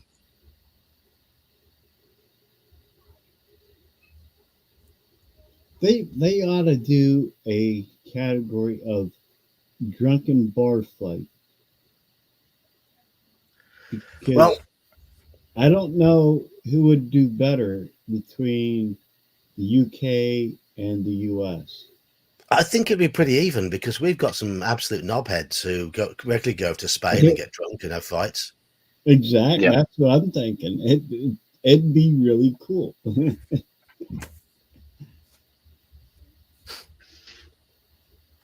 You know, like take your bar's best dart team and pitch them up against the other bar's best dart team and just throw them into a room and say, have at it. I think that'd be kind of funny.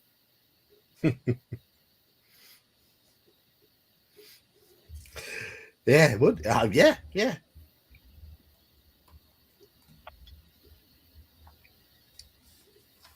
Darts crossed with cage fighting with alcohol. You know, do you have your American rednecks or your UK pub crawlers? Who's going to win? Who knows? Who knows? Actually, what would happen is they'd slug it out and then all have beers and get drunk together. Probably, yes. I think all I'm saying is if they're ginger, you don't want to piss them off. No, and if they're a rugby team on a pub crawl, you definitely don't want to piss them off. Oh, if they're football fans, they're probably pansies. But if they're ginger, then and they're ginger rugby players, no. Oh, that's a big no. Well, I guess I got 2 points going for me.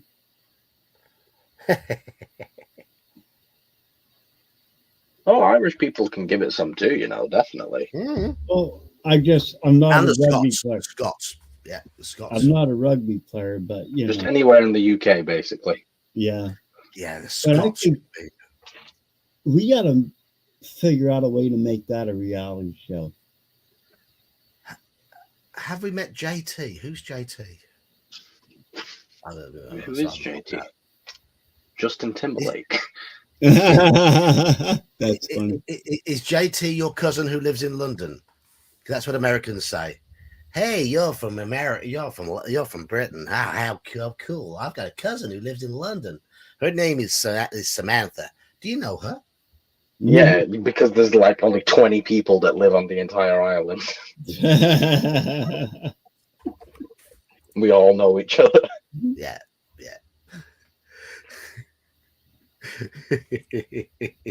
Right, we've got 4 people who want to go east. Red-headed Scots-Irish rugby player. Well, yeah. There was a guy called Al who was on our American football team.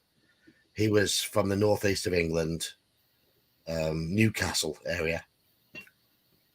He was an ex-rugby league player, and rugby league is the tougher version of rugby. And once he'd had a few beers, Oh no, you didn't mess. Some locals tried to mug him once on his way home from a night on the pier. Oh, they picked the wrong person. Yeah, and he missed American football training that week, and showed up a week later with his right hand was all strapped up, and he said apparently what had happened is he'd been mugged, and he punched somebody so hard he'd split all across his knuckles. Oh, But he described the guy he hit as having his jaw go through his opposite cheek. Wow. So there you go. My uncles were they're anybody in the U.S. would understand this term. I don't want to call them inbred because they weren't, but they were corn-fed farm boys, so they were all big, hardworking men. And yeah, they drank a lot of beer, but they didn't do drugs. Well, the one night, a guy at the one bar tried pushing cocaine onto my oldest uncle. And he told the guy repeatedly several times no. Then he finally got pissed off. He grabbed the guy by the back of the neck and slammed his face off of the porcelain sink in the bathroom so hard that he broke the sink. Ow, ow, ow, ow, ow, ow, ow. Well, my Uncle Dave was like 6'4", 280 pounds. He was not a small man. So, you don't sound like a redneck, Mac. You sound way more I don't know, civilized. Yeah. So we've got 4 votes before we completely annoy Mac. We've got 4 votes for heading east. Well faceted. All right. Okay, on the eastern track. Go to 15. This will be the last one I read tonight because I don't want to cross out. I don't want to clash with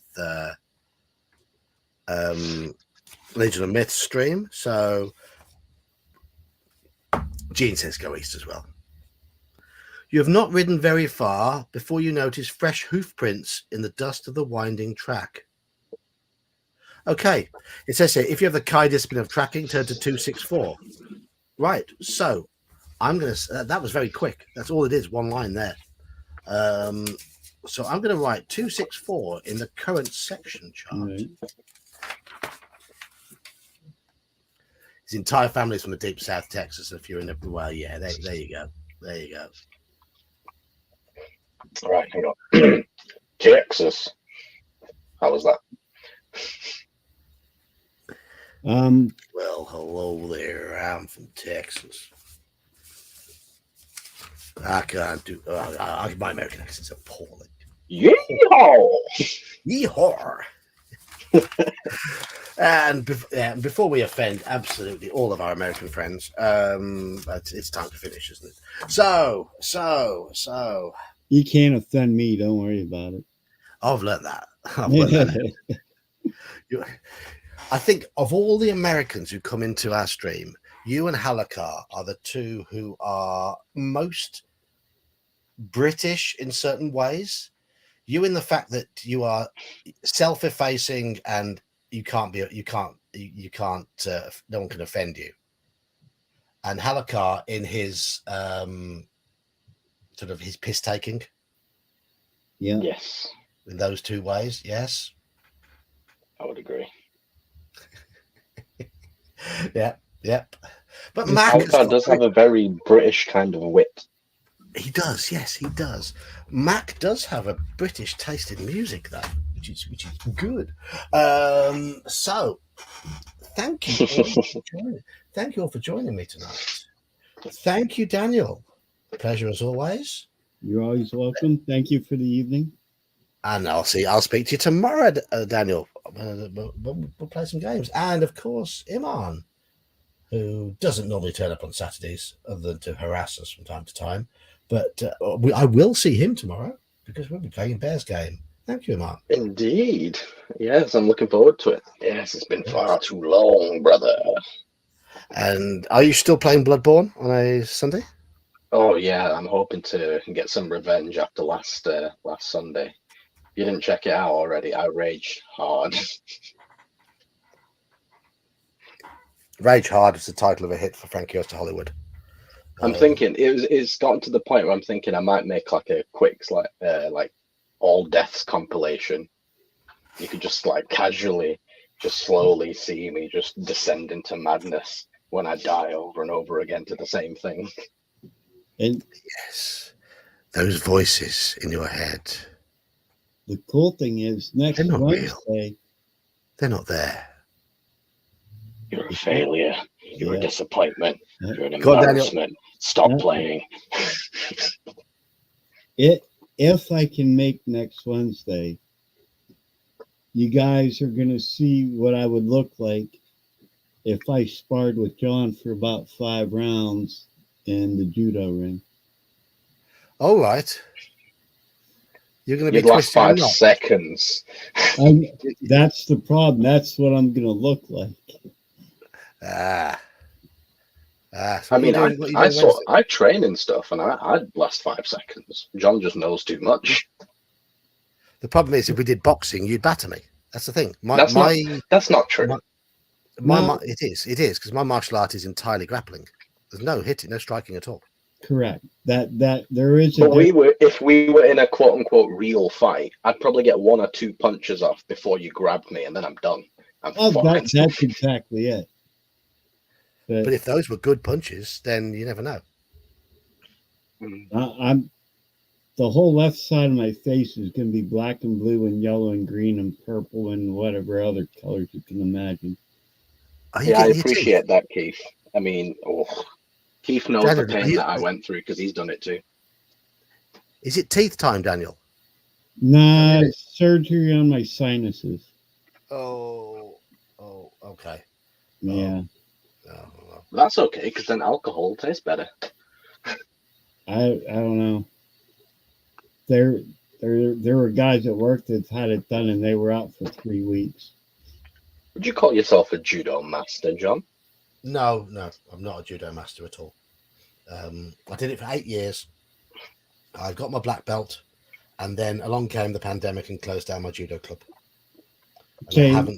I haven't been able to get back to a judo club where I'm comfortable on the right nights of the week, where I can attend regularly enough in order to make it worthwhile. So I haven't been back properly since. It's a real shame. No, and honestly, and I think John would agree with me because it's kind of like shooting skills. And kind of like golf. It's a diminishing skill. If you don't do it on a regular basis, your skills diminish, and then you have to relearn your muscle memory and get it. Yeah, I mean, I think I'd come back to it quite quickly. It's just that I've got 4 years older, and going from 48 to 52, putting on about 25 to 30 pounds in unwanted weight. Yeah, all that's going to count against me. My fitness has gone as well. So I don't get shooting as much as I want to. I don't get up to the gun club. But what you guys don't see, and that's why I have the camera angled the way it is while we're sitting here playing our games and doing our conversations, I'm actually practicing and dry firing with my pistols. Okay.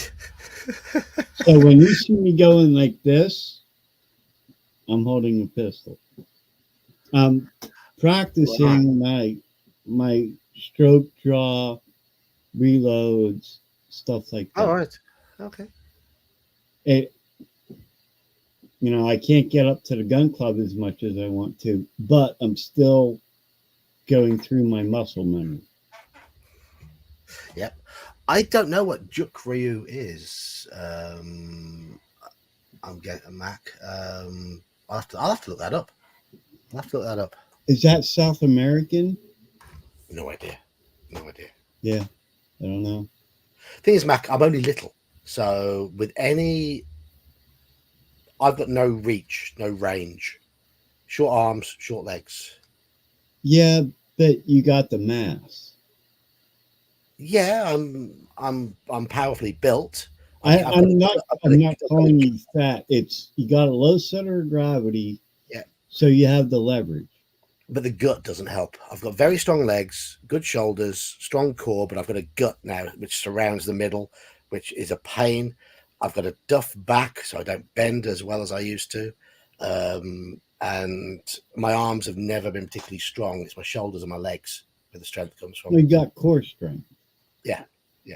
I've got that. Yeah, and that took time to build up, but Well, very good. When you do an art that involves grappling, you want core strength, not So yeah. Oh yeah, I'm a bugger to throw. If I get someone who's better than me, they struggle to throw me because I am a bugger to throw because I'm good at defending. Yep. And I'm good at blocking and being awkward. But if someone landed a good punch on me, I'd probably just go down. I've no idea because I've never done a martial art that involves taking a punch. Yeah, there is something to be said to like know how to take a punch. Yeah, I've no idea how I take a punch. I've got no idea. So Juk Ryu is developed to counter Taekwondo. Okay. Well, a bit of jiu-jitsu, so it's got a bit of grappling involved, a bit of groundwork. It'd be good. It'd be a good contest, I think. That's the sound of things. Anyway, I'm going to head off because I am now beyond my pumpkin. You're in hour. pumpkin time. Yeah. I'm gonna stay up and watch a little bit of Legion of Myth stream tonight because he's got some quite contentious guests on who might it might be a little bit incendiary at times. So yeah, it might be it could be entertaining. Anyway, Sounds delightful. Yeah. I'll see you in the morning. Yeah, I shall see you. Gene or who's running? Gene or I don't know. I mean, it's Gene or Ginger. It's either. They can decide. no, that's fine. I just want to make sure I wasn't having to. I think it's scheduled to be Ginger because it's normally Ginger when I'm working in the shop in the afternoon. All right. Hang on, no. Well, it doesn't really. I just didn't know if I needed to prepare anything. So don't know. I can't remember. That's fine. If not, I'll wing it. I think Ginger was last week. I think Ginger runs the games when I run MERP in the evening. I can't remember. It's all completely fallen apart, the whole schedule. So let them fight it. Let them fight it out. Anyway, I'm going to head off. Thank you all. Have a good night, guys. Cheers, Jeb. Cheers, Daniel. Cheers, Iman. Cheers, Manfred. Cheers, everybody. Cheers, Halakar, who's disappeared now, and Oman Al and Keith, and Jean and Andy, and everybody who said goodbye. Thank you all, and I'll see you most of you tomorrow, I guess. Good night. Right, all. Take care.